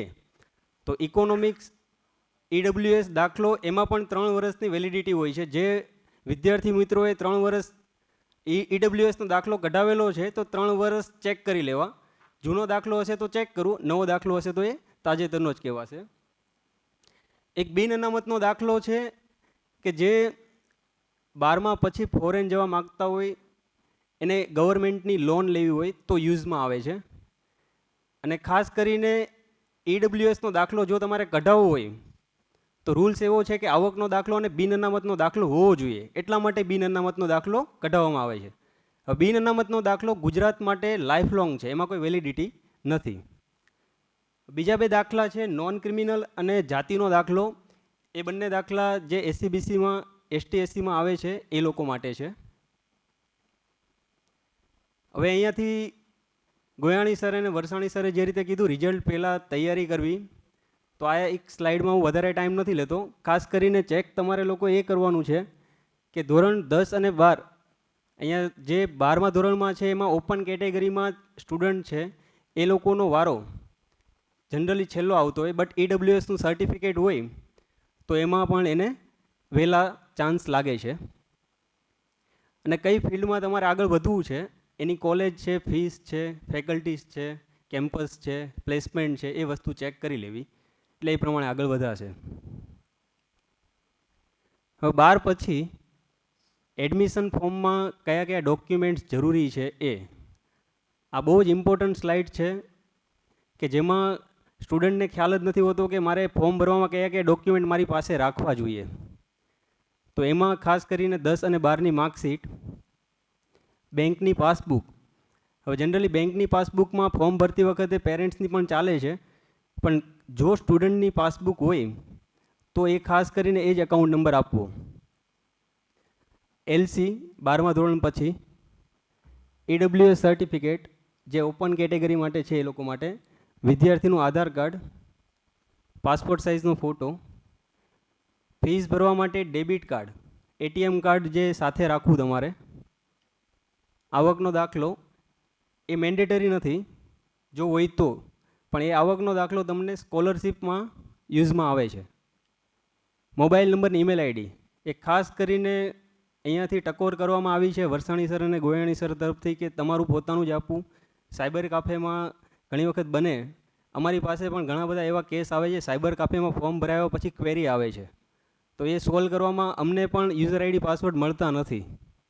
તો એક ટકોર છે કે યુઝર આઈડી પાસવર્ડ લખીને રાખવો. હવે ખાસ કરીને પેરેન્ટ્સ જે લોકો અત્યાર સુધી આતુરતાથી રાહ જોઈ રહ્યા હતા કે સ્કોલરશિપ કઈ કઈ સ્કોલરશિપ હોઈ શકે, તો પહેલાં તો હું સ્ટેટ ગવર્મેન્ટ ગુજરાતની સ્કોલરશિપની માહિતી આપું તમને. એક જે ગુજરાત સ્કોલરશિપની માહિતી છે એમાં સૌથી જે વધારે સ્ટુડન્ટ્સ સ્કોલરશિપ લે છે એ MYSY છે. હવે MYSY સ્કોલરશિપ જે છે મુખ્યમંત્રી યુવા સ્વાવલંબન યોજના જે સ્ટાર્ટ થઈ હતી 4 સપ્ટેમ્બર 2012ના રોજ. હવે એ સ્ટાર્ટ થવાનું મુખ્ય રીઝન એ હતું કે જેના પેરેન્ટ્સને આર્થિક પરિસ્થિતિ થોડીક વિકર છે એ લોકો માટે સ્ટાર્ટ થઈ હતી, પણ હવે એમાં આવકની ઇન્કમ 6 લાખ કરી દીધી છે. 6 લાખ સુધી પણ વેલિડ છે. તો લાભ કોણ લઈ શકશે? તો બે જ રીઝન એક જ છે કે 12મા ધોરણમાં 80% કે તેથી વધારે પર્સન્ટાઇલ રિઝલ્ટમાં હશે એ લોકો જ આ સ્કોલરશિપનો લાભ લઈ શકશે, બીજા કોઈ નહીં લઈ શકે. હવે આમાં એક થાય છે એવું કે સમજો તમારા લોકોને આ MYSYની સાઇટ છે અને MYSYની સાઇટ પર અહીંયાથી લોગિન કરીને પછી તમારે ફોર્મ ભરવાનું હોય છે અને બધી જ ઇન્સ્ટ્રક્શન અહીંયા રેડ કલરમાં દેખાય. આ જૂનું ફોર્મેટ છે પણ 2024-25નું અહીંયા આવી જશે જ્યારે ઓપન થશે ત્યારે. અહીંયા હેલ્પલાઇન નંબર પણ આપેલો છે અને ટાઈમ પણ આપેલો છે. ઓકે, હવે આવકનો દાખલો તો બધા પાસે હોય જ છે, બરાબર. એના આધારે જ તે MYSY સ્કોલરશિપનું ફોર્મ ભરાય છે, પણ એ આવકનો દાખલો હોવા છતાં એક તમારી પાસે સેલ્ફ ડિક્લેરેશન માગે પિતાનું. તો એ સેલ્ફ ડિક્લેરેશનમાં એક નોર્મલ ફોર્મ છે, એમાં વિદ્યાર્થી અને વાલીની સહી કરીને અપલોડ કરવાનું રહેતું હોય છે. આ એક નમૂનો છે. હવે એક મારી ખાસ બધાને વિનંતી એ છે, ધોરણ 10માં કે પછી 12માં હોય એ લોકો માટે, તો આધાર કાર્ડ, 10-12ની માર્કશીટ, પેન કાર્ડ અને બેંકની પાસબુક બધામાં એક સરખું જ નામ હોવું જોઈએ. એ રીતે અત્યારથી જોઈ લેવાનું છે. જો સ્પેલિંગમાં કંઈ પણ મિસ્ટેક હોય, લાઈક આધાર કાર્ડમાં હોય કે પછી બેંકની પાસબુકમાં હોય, તો એ જે મિસ્ટેક જે હોય તો અત્યારથી તમારે ટાઈમ છે આપણી પાસે 15-20 દિવસનો, તો હજી પણ સુધારી શકાય. આ એક વિનંતી છે મને. તો થેન્ક યુ, તમે મને છેલ્લે સુધી સાંભળ્યો. આ સિવાય પણ સેન્ટ્રલ ગવર્મેન્ટની સ્કોલરશિપ અને એક છેલ્લું સેન્ટેન્સ કહી આપું તમને કે બીજી કેટલી સ્કોલરશિપ છે. પ્રાઇવેટ સ્કોલરશિપ, એ પ્રાઇવેટ સ્કોલરશિપની અંદર જે ટ્રસ્ટ હોય, લાઈક ભરૂચ ટ્રસ્ટ છે, પછી ONGCની સ્કોલરશિપ છે, ટાટાની સ્કોલરશિપ છે, રિલાયન્સની સ્કોલરશિપ છે, એ કઈ રીતે માહિતી મળશે? તો એ ન્યૂઝપેપરમાં અને એ લોકોની વેબસાઇટ પર CSR એક્ટિવિટીમાં એ લોકો લોન્ચ કરતા હોય છે. જે કોને મળે છે? ઓનલી ફોર તેજસ્વી વિદ્યાર્થીને મળે છે. તો એ પણ સ્કોલરશિપ જોતું રહેવું. તો હવે ક્વેશ્ચન એવો થશે કે મેં સેન્ટ્રલ ગવર્મેન્ટ કે સ્ટેટ ગવર્મેન્ટની સ્કોલરશિપ લઈ લીધી, તો હવે એ પ્રાઇવેટ સ્કોલરશિપ હું લઈ શકું? હા, લઈ શકો. તો એના માટે તમારે કંઈ કરવાનું નથી, એઝ ઇટ ઇઝ ફોર્મ ભરવાનું છે, ધેટ્સ ઇટ, બીજું કંઈ નથી. તો એટલી સ્કોલરશિપ છે. અને એમાં પણ હજી વધારે તમને એમ લાગતું હોય કે મારે આ એક સ્કોલરશિપ આવી, મને ખબર પડતી નથી, તો અહીંયા સરદારધામનો તમે કોન્ટેક્ટ કરશો એટલે એની માહિતી સચોટ પૂરતી તમને મળી રહેશે. આભાર. Thank you so much.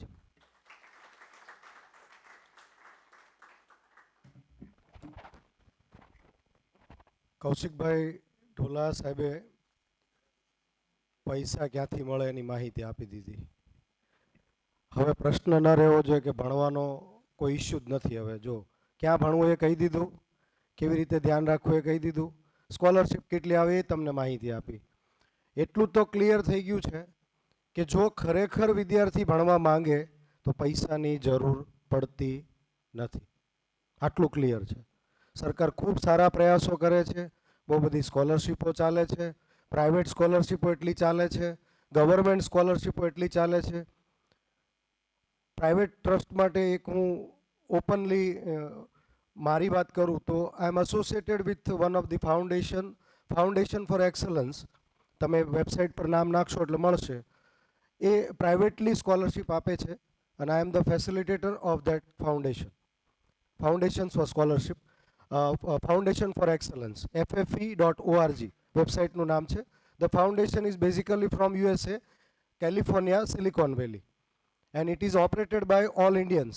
આપણા જ ઇન્ડિયન્સથી ત્યાં ઓપરેટ થાય છે. એ લોકો ત્યાં ફંડ ભેગું કરે છે and that fund will be provided to you in India throughout the Bangalore centre.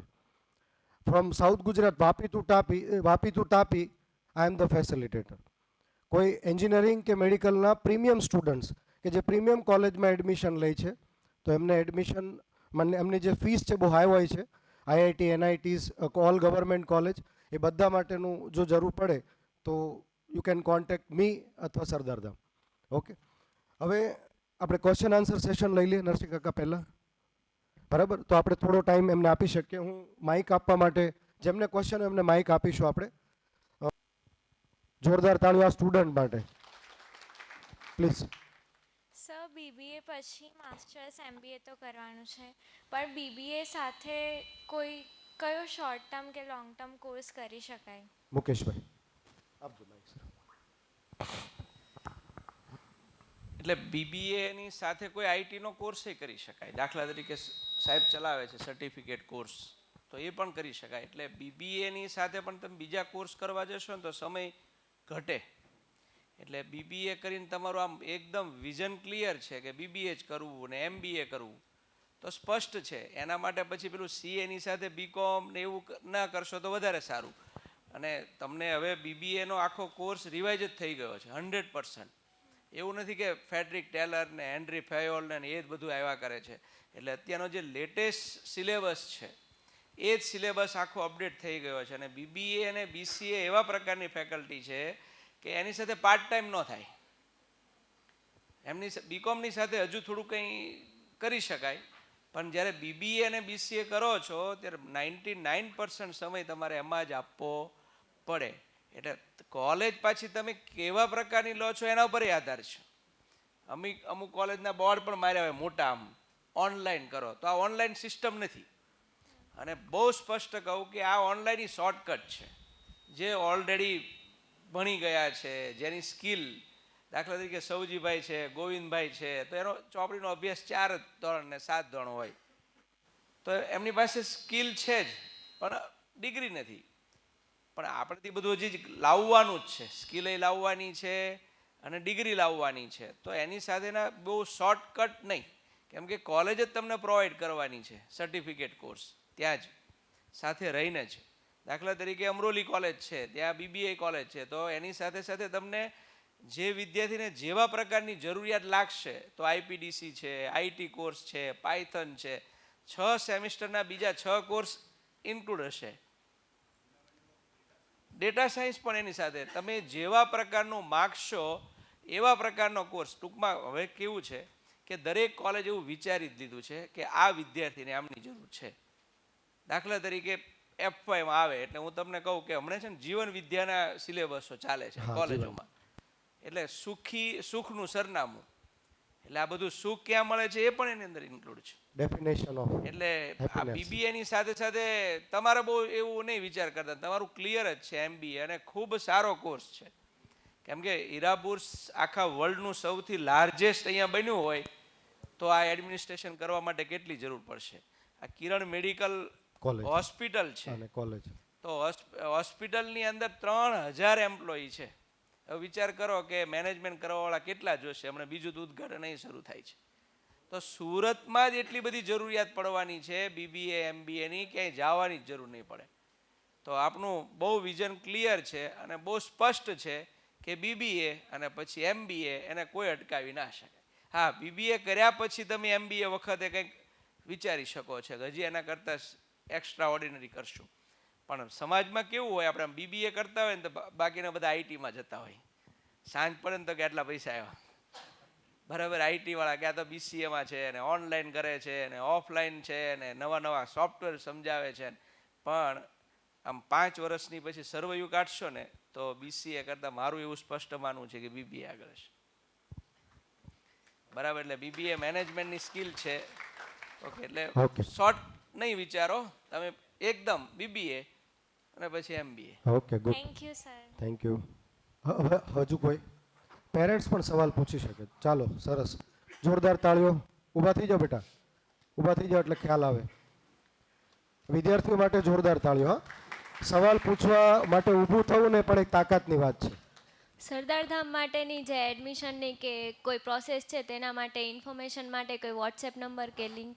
હા, એ એક વખત તમારે સરદારધામ ઓફિસની મુલાકાત લેવી સર. પ્લસ તમે જે લિંકથી તમારે આવ્યો હશે તો એમાં જે નંબરથી તમને આજે મેસેજ આવ્યો હશે કે આજે આટલા વાગે, એ નંબર સરદારધામનો ઓફિશિયલ નંબર છે. એમની ઉપર તમે ફોન કરીને પૂછી શકો છો અને ત્યાંથી જ તમને આન્સર આપશે. અને તમને કદાચ ત્યાંથી નહીં આન્સર આવે તો તમને એનો રિલેવન્ટ નંબર પણ આપશે કે તમે આમને આ નંબર ઉપરથી માહિતી મેળવી શકશો. એટલે એ નંબર છે એ સરદારધામનો ઓથેન્ટિક નંબર છે. એની ઉપર તમે વોટ્સઅપ પણ કરી શકો તમારે ક્વેશ્ચનનો અને પ્રશ્ન પણ પૂછી શકો છો. અને જ્યારે ફ્રી હોય ને ત્યારે સરદારધામની વિઝિટ પણ લેજો. કઈ? હા, એ અમે તમને સ્કૂલમાંથી આવ્યો છે પણ એને તમે પછી રજીસ્ટ્રેશન કર્યું છે એટલે પાછો એક સરદારધામથી મેસેજ આવ્યો હશે. કઈ વાંધો નહીં, પણ સરદારધામની ઓફિસનો પણ તમે કોન્ટેક્ટ, સરદારધામ ઓફિસ જોઈ છે તમે? અબ્રામા રોડ જેવો સ્ટાર્ટ થાય અને ત્યાં સરદારધામનું ત્રીજા માળે ઓફિસ છે, ત્યાં ગમે ત્યારે ફીલ ફ્રી તમે આવી શકો છો. આસ્થા સ્ક્વેરમાં અબ્રામા રોડ પર તમે 3rd ફ્લોર પર સરદારધામની ઓફિસ છે. ઇવન વેબસાઇટમાં પણ તમે નાખશો તો ડિટેલ મળશે. કદાચ કોઈ સ્કૂલમાંથી મેસેજ આવ્યો તો ડોન્ટ વરી, તમે બ્લાઇન્ડલી ગૂગલમાં સર્ચ સરદારધામ સુરત લખશો એટલે આવી જશે એડ્રેસ. બરાબર છે? એટલે એ ડોન્ટ વરી. અને ખાસ બધા વિદ્યાર્થીઓને મારી રિક્વેસ્ટ છે, જ્યારે પણ ફ્રી પડો, જ્યારે પણ થોડો ઘણો ટાઈમ હોય, એક વખત સરદારધામ ઓફિસની વિઝિટ કરજો. એટલે ઘણી બધી વિશેષ માહિતીઓ મળશે તમને. હજુ કોઈ સવાલ? હા પ્લીઝ, બોલો બેટા. BBA આપણે કરીએ તો એક્સટર્નલમાં કરાય કે ન કરાય? સર,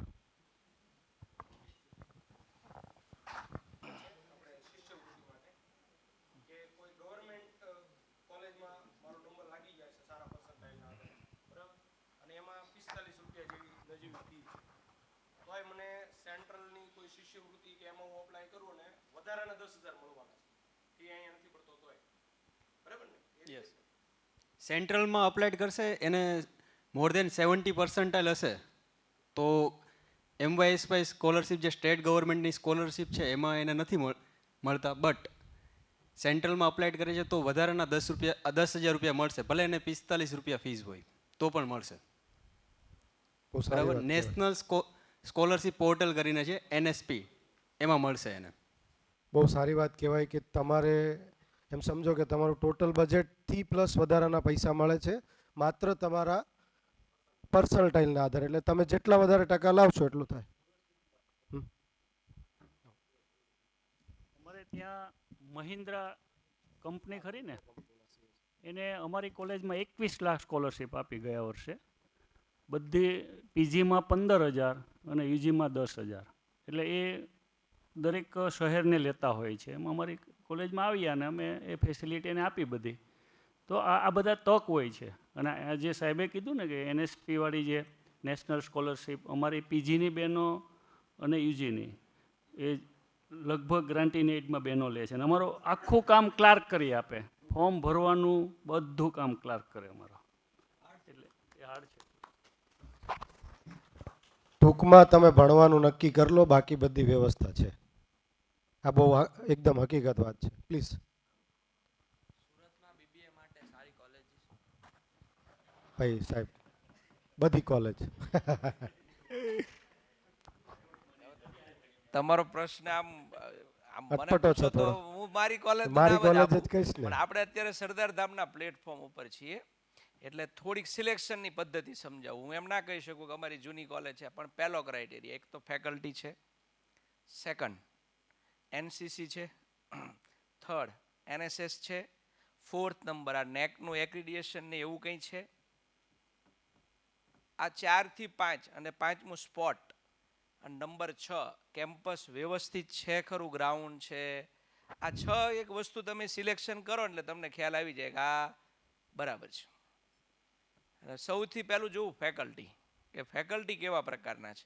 અને અમુક જગ્યા પર કોલેજો જાય એમાં ઘણી વખત કેવું હોય, હું નામ નહીં આપું કે આ બેસ્ટ કોલેજ છે, હવે તમારી નક્કી કરવાનું પ્લેસમેન્ટ પણ ખાસ. કે પ્લેસમેન્ટ કોણ કેટલાનું આપી શકે છે, કઈ કંપનીઓના સતત પ્લેસમેન્ટ ચાલે છે. બીજું, ભણવાનો પહેલા દિવસથી શરૂ થઈ જાય છે, 15 જૂને સત્ર શરૂ થાય તો એસવે વાળા છોકરાને બોલા નહીં આવો. આ કોલેજ ક્યારે શરૂ થઈ? 15 જૂન એટલે 15મી તારીખે જે કોલેજ શરૂ થતી હોય તો જ એને મેનેજમેન્ટની કોલેજ કહેવાય. ભણાવતા હોય મેનેજમેન્ટ એનું ઠેકાણું ન હોય. સમજાય છે? ત્યાંથી સમજાઈ જાય. આ 15 જૂને સત્ર શરૂ થાય તો કેટલી કોલેજ એસવાય ટીવાય શરૂ થઈ, કેટલાનું ટાઈમ ટેબલ આવી ગયું સારી. ઘણી બધી એવી પણ કોલેજો છે કે એડમિશન લઈ લો, આપણા વાળાને ઘણા બધા વિદ્યાર્થીને ખબર નહીં, આમ દૂર જ જવું છે. આ બહુ અમે બંને અહીંયા છીએ ને તમને કહીએ છીએ, પહેલા શરૂઆતમાં એમ લાગે કે હા દૂર દૂરની કોલેજમાં જાય, ફરવા મળશે, ગાડીઓ મળશે. 1 વર્ષમાં એવા પસ્તાય છે કે ના પૂછો વાત. નાવું નથી કોઈને, એવું છે. તકલીફ આ છે,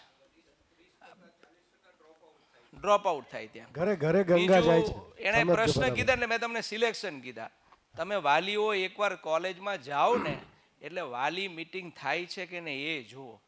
આ ભલે કોલેજ રહી, તમને આનાથી મોટા ભાગની ખબર પડી જશે કે કોલેજ કેવી છે. કોલેજ એટલે હવે પહેલાં જેવું નથી રહ્યું કે જે મૂવીમાં આવતું એવું. બહુ સિસ્ટમેટિક ચાલે છે, પણ એ ચાલે છે કે નહીં જોઈ આવજો. ક્લાસો ખુલે છે કે નહીં જોઈ આવજો. 3 કલાકનું ટાઈમ ટેબલ. આ એવું નથી કે કોલેજ એટલે શું ટાઈમ ટેબલ ના હોય, બધું જ હોય. ટાઈમ ટેબલ હોય, ઓનલાઈન એટેન્ડન્સ હોય, તમારે ઘરે હોય તો મળે, જોયું હોય તો મળે. આ બધું જ જોવાનું. પછી કોલેજનું સિલેક્શન કરો. મોહમાયામાં નહીં, કેમ કે છોકરાઓ તો છે ને અહીંયા બેઠા છે એ તો કહેવાના છે કે અહીં લઈ લઈને કોઈ ચિંતા જ નહીં. જવાનું, આવી જવાનું, પૂર્ણ. ઘરે ટાઈમે નીકળી જશે અને ઘરે ટાઈમે આવી જશે, પણ ત્યાં હાજરી હશે નહીં. તો એવી કોલેજની પસંદગી નહીં કરશો. ઉપરથી સારી લાગશે પણ પછી, એટલે હું કોલેજના નામ નથી બોલતો, તમારે જઈને જોઈ આવવાનું, હમણાં જ જોઈ આવવાનું.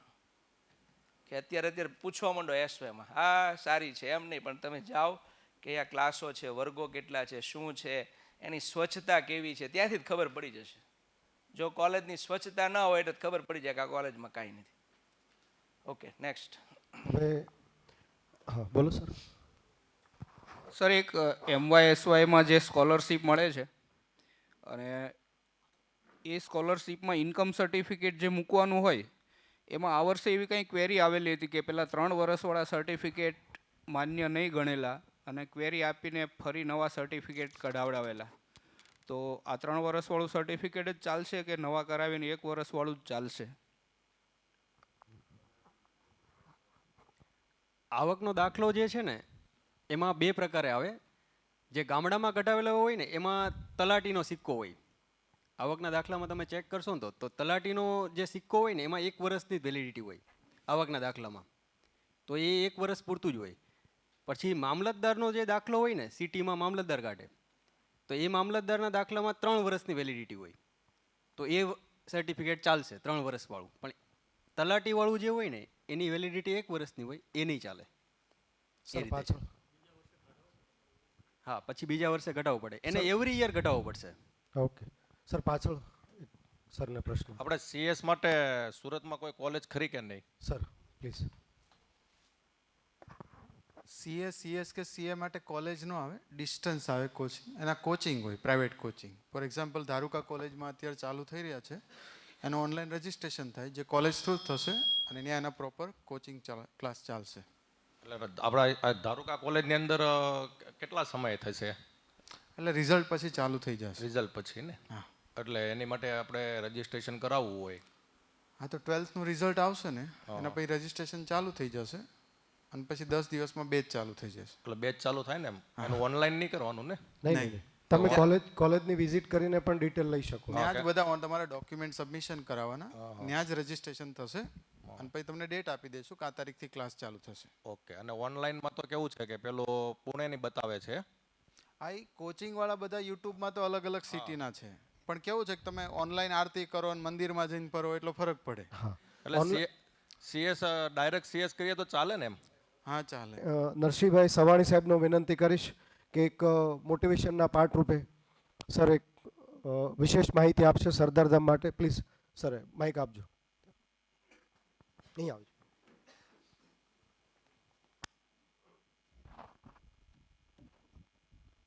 જય સરદાર. આમ તો એડમિશનની પ્રોસેસ ને એ તો બધું સમજ્યા, કોમર્સ, આર્ટ્સ, સાયન્સ. પણ જ્યારે વાલી સાથે તમે અહીંયા બેઠા છો, કદાચ ઘરે તમે બેઠા હશો, ખુલીને વાત પણ નહીં થતી હોય. ઘણા વાલીની મમ્મીની કે પપ્પાની એવી પણ ઈચ્છા હશે કે પોતાના અધૂરા રહેલા અરમાનો એમના સંતાનોમાં પૂરો કરવા માટે કદાચ થોપી બેસાડતા હશે. અમે બેઠા એ બધાને લાડવા ભાવે, બધાને બરફી ભાવે. તો બધાના રસ રુચિ અલગ છે. એમના ઉછેર, એમની ઈચ્છાઓ, એમની તમન્નાઓ, એમની કારકિર્દી, એમના ગમતા વિષયો બધાના અલગ હોય. કદાચ પપ્પાને સારો બિઝનેસમેન બનવું હતું અને ના બની શકાણા, એટલે જોબ કરતા હોય તો એની ઈચ્છા એવી હોય કે આપણે દીકરાને બીકોમ કરીએ, એમકોમ કરીએ, અથવા CS કરાવીએ, CA કરાવીએ. પણ તમારા અધૂરા અરમાન તમારા સંતાનો પર નહીં થોપો, એમને મુક્ત મને એમને જે બનવું છે એમાં બનવા દો, તો એ ચોક્કસ પરિણામલક્ષી પોતાની કારકિર્દી બનાવી શકશે. છેલ્લે આફ્ટર ઓલ પૈસા જ મેટર કરે છે. એ પછી તમે ધંધો કરતા હો કે નોકરી કરતા હો. આપણે કહેવા જઈએ, કદાચ કોઈ સાધુ મહાત્માના સત્સંગમાં જઈએ ને તો બધા એમ કહેતા હોય કે પૈસો એ પરમેશ્વર નથી, પૈસો એ પરમેશ્વર નથી. પણ હું ચોક્કસપણે એ કહીશ કે પૈસો છે એ પરમેશ્વર કરતાં પણ પ્રથમ છે. અને જો એ ના હોય તો ભગવાનની પહેલાં દાનપેટી ન હોય, પહેલાં ભગવાન હોય અને પછી દાનપેટી હોય. એટલે તમે જે પણ કરો, તમારી રસ રુચિ, તમારી ઈચ્છા, તમને જેમાં મજા આવે છે એ કરશો તો તમે યોગ્ય કારકિર્દી બનાવી શકશો. અને આવનારા સમયમાં અત્યારે એક માર્ક કરીએ કે એક ગાડરિયો પ્રવાહ હોય. BCAમાં એક અરે ઢગલા મોઢે ગયા, 4 વર્ષે બહાર નીકળશે એટલે એક સાથે 1 લાખ લોકોનું ઝુંડ હશે. પછી 1-2 લાખ હોય છે, એમાંથી એક વ્યક્તિ ટપીને જઈ શકશે એવી જગ્યા હશે. અને છેલ્લે થશે શું કે કંટાળી થાકી હારીને 1-2 વર્ષ એના ફિલ્ડની વાટ જોશે, પછી કોઈ નવા બિઝનેસમાં કે નવા કોઈ એના જે મનગમતો વિષય ન હોય એમાં જવું પડશે. એટલે બહેનપણી જાય છે કે ભાઈબંધ જાય છે એ, અથવા ભાઈબંધના છોકરાએ આ કર્યું છે એ, અથવા મમ્મીને એવું લાગે કે મારી બહેનપણીના છોકરાએ એક છોકરી આ કર્યું છે એ તું કર, એવું ન કહેતા છોકરાની પસંદગી ઉપર તમે વધારે ફોકસ કરશો. વેકેશનનો સદુપયોગ કરજો. અત્યારે કદાચ એક્ઝામ દીધા પછી બધા રિલેક્સ મોડ ઉપર રહેશો. સાહેબે PPTમાં કીધું કે કદાચ હાર્ડલી 1 કે 2 કોર્સ જ ગુજરાતીમાં હશે, બાકીના બધા અંગ્રેજીમાં હશે. અત્યારે તમે બેસીને ડિક્શનરી લઈ અને એમાં તમે થોડી નિપુણતા મેળવી શકો. ગ્રામર ઓનલાઈન કોર્સ પણ હોઈ શકે. ગ્રામર ઉપર થોડું ફોકસ કરો તો તમારું પહેલું સેમેસ્ટર છે એ ઓછી બેકલોગ આવશે, કેટી આપણે કહીએ ઓછી આવશે. તો બીજા સેમેસ્ટરમાં તમારે પાછા 6 વિષય 3ની કેટી 9 ભણવાના થાય. એની કરતાં અત્યારે જ તમે થોડું અંગ્રેજી વ્યવસ્થિત કરો તો તમને પહેલેથી સમજણમાં આવશે, તો એ પણ તમે કરી શકો. કારકિર્દી વિષયકમાં મેં તમને માહિતી આપી એમ કે સંતાનોનું પહેલાં ઈચ્છો, સારું ઈચ્છો. અને આ તમે એક યુવાનના ઉંમરે ઊભા છો. ઘણા દીકરા દીકરીઓ છે એ આ સિટી છોડીને બહાર જશે, માઇગ્રેટ થશે, અમદાવાદ, વડોદરા, રાજકોટ. કદાચ અહીંયા નજીકના સિટીમાં હશે તો અપડાઉન કરશે. કદાચ હોસ્ટેલમાં જવાનું થશે, નવું વાતાવરણ મળશે, નવા દીકરા દીકરીઓનો સંગાત હશે. અહીંયા તમારી સાથે હશે, તમે દરેક વસ્તુનો એની કેર કરતા હશો, દરેક જગ્યાએ એની સંભાળ રાખતા હશો. પણ ત્યાં એને ઇન્ડિપેન્ડન્ટલી પોતાની રીતે ફરવાનું છે, પોતાની રીતે ભણવાનું છે. મમ્મીએ કાયમ જ્યારે 18 વર્ષના ત્યાં સુધી મમ્મીની હાથને રસોઈ ખાધી હશે, કદાચ ત્યાં અનુકૂળતા નહીં આવે, રોવાના વારા આવશે.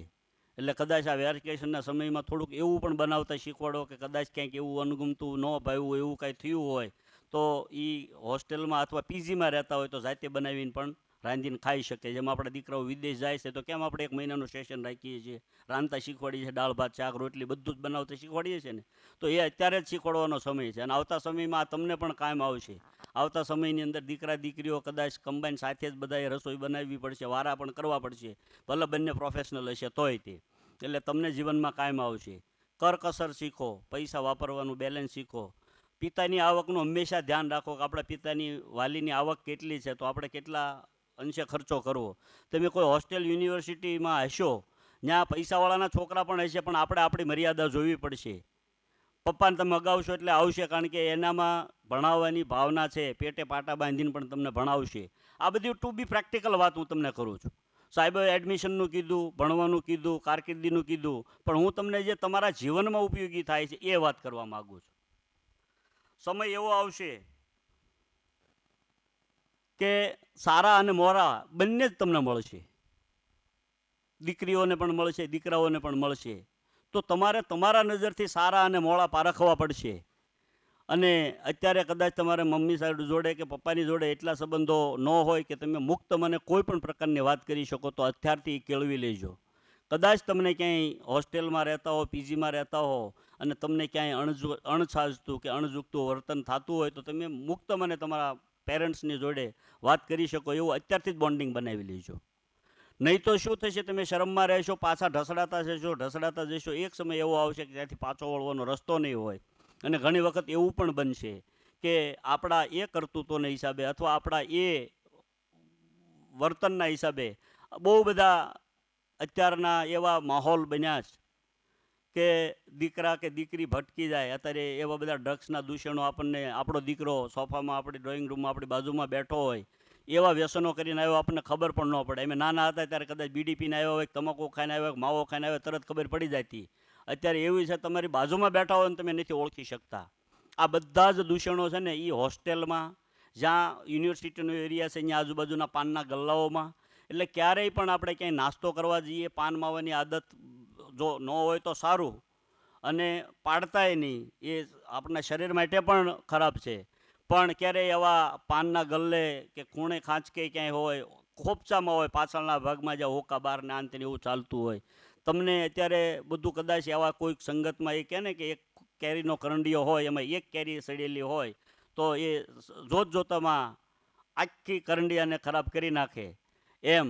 એટલે તમને ખ્યાલ આવે કે ભાઈ આ વધારે પડતું વાપરે છે, અથવા વધારે પડતા એના સપનાઓ હોય, ઉડતા હોય, બધું જ હોય. તમારા આ યુવાનીનો ઉંમર છે એવી છે. એટલે તમે એ પણ સારા મોળાની પરખ તમારે અત્યારે જ કરવાની છે. તો આ સાથે સરદારધામનું જ આ વિઝન, મિશન કે સમાજ નિર્માણથી રાષ્ટ્ર નિર્માણ, આજના યુવાનોને શૈક્ષણિક રીતે આપણે સક્ષમ કરીએ. તમે જ્યારે ઉપાર્જન, આર્થિક ઉપાર્જનમાં આવો, તમે જ્યારે કમાણીમાં આવો, ત્યારે તમે આર્થિક રીતે મજબૂત થાઓ. સરદારધામનું એક જ મિશન છે કે સમાજ આપણો શૈક્ષણિક રીતે અને આર્થિક રીતે મજબૂત થાય. અને સરદારધામનું મેન મોટિવ છે સમાજ નિર્માણથી રાષ્ટ્ર નિર્માણ. એટલે આપણે સક્ષમ હશું તો આપણો ઘર સક્ષમ હશે, આપણો પરિવાર સક્ષમ હશે, આપણો પરિવાર, બધાના જ પરિવાર સક્ષમ હશે તો સમાજ સક્ષમ હશે, અને સમાજ સક્ષમ હશે તો આપણો દેશ સક્ષમ હશે. એટલે આપણે હંમેશા પ્રગતિશીલ વિચારોમાં રહીશું, સારા મોળાનો ભેદ પારખીશું, માવતરોની આમન્યા રાખશું, અને હંમેશા આપણા માવતરો આપણને જ્યારે પણ કાંઈ કહેતા હોય ત્યારે એ આપણા સારા માટે જ કહેતા હોય, આપણા બેટર ભવિષ્ય માટે કહેતા હોય, અને એના બેટર ભવિષ્ય માટે કહેતા હોય.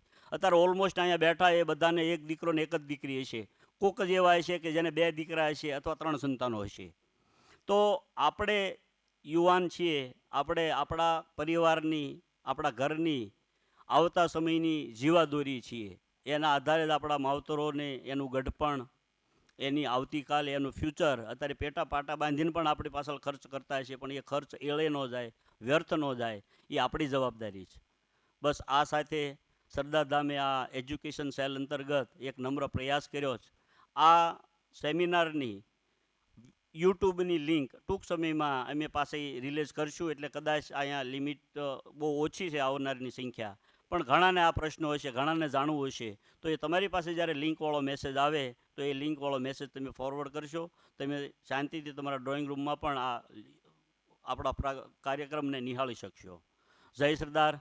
આપ સૌ બહુ મોટી માત્રામાં આવ્યા અને અત્યાર સુધી બેઠા એ જ બતાવે છે કે તમને તમારા ભવિષ્ય માટે, તમારા સંતાનો માટે એટલી જાગૃતતા છે. અને સરદારધામ જે મિશન અને વિઝન સાથે ચાલી રહ્યું છે, એમાં તમારી જેવા સમાજના ઈચ્છુક વ્યક્તિઓની હંમેશા જરૂર છે, અને એની માટે સરદારધામ કામ કરી રહ્યું છે. જય સરદાર, જય હિન્દ. જય સરદાર. હવે આટલું બેઠા છો તો 5 મિનિટ વધારે થોડીક આપણે વધારે ટાઈમ ન લેતા આભાર વિધિ માટે હું વિજયભાઈ ગેલાણી, સરદારધામ સુરત ડિસ્ટ્રિક્ટ સહ કન્વીનર, સરને વિનંતી કરીશ કે આભાર વિધિ કરશે. જોરદાર તાળીઓ સાથે આપણે વિજયભાઈ સરને વધાવીએ. જય સરદાર. પહેલાં તો આપણે શ્રી સ્વામી આત્માનંદ સરસ્વતી ઇન્સ્ટિટ્યૂટ ઓફ ટેકનોલોજીને આપણે એમને ખૂબ ખૂબ અભિનંદન આપશું કે જે એમને આવો સરસ હોલ આપણને આ સેમિનાર માટે આપ્યો. પહેલાં તો એમને ખૂબ ખૂબ ધન્યવાદ. ત્યાર પછી આપને માર્ગદર્શન આપવા માટે ડૉક્ટર મુકેશભાઈ ગોયાણી સાહેબનો ખૂબ ખૂબ ધન્યવાદ કે જેમણે કોમર્સ માટે આપને માહિતગાર કર્યા. ત્યાર પછી ભરતભાઈ સવાણીનો ખૂબ ખૂબ ધન્યવાદ. દિલીપભાઈ વસાણી, કૌશિકભાઈ ઢોલા, અશ્વિનભાઈ સવાણી સાહેબ અને મયુરભાઈ લાઠિયા તેમજ સુરેશભાઈ બલર સાહેબ, આ બધાનો જ આપણે અહીંયાથી એમનો કિંમતી સમય આપી અને આપને માર્ગદર્શન આપવા માટે અહીંયા પધાર્યા તે બદલ ખૂબ ખૂબ આભાર. તેમજ અહીંયા ઉપસ્થિત રહ્યા આપ સર્વોનો પણ દરેક વાલી તેમજ વિદ્યાર્થીઓનો ખૂબ ખૂબ આભાર. જય સરદાર.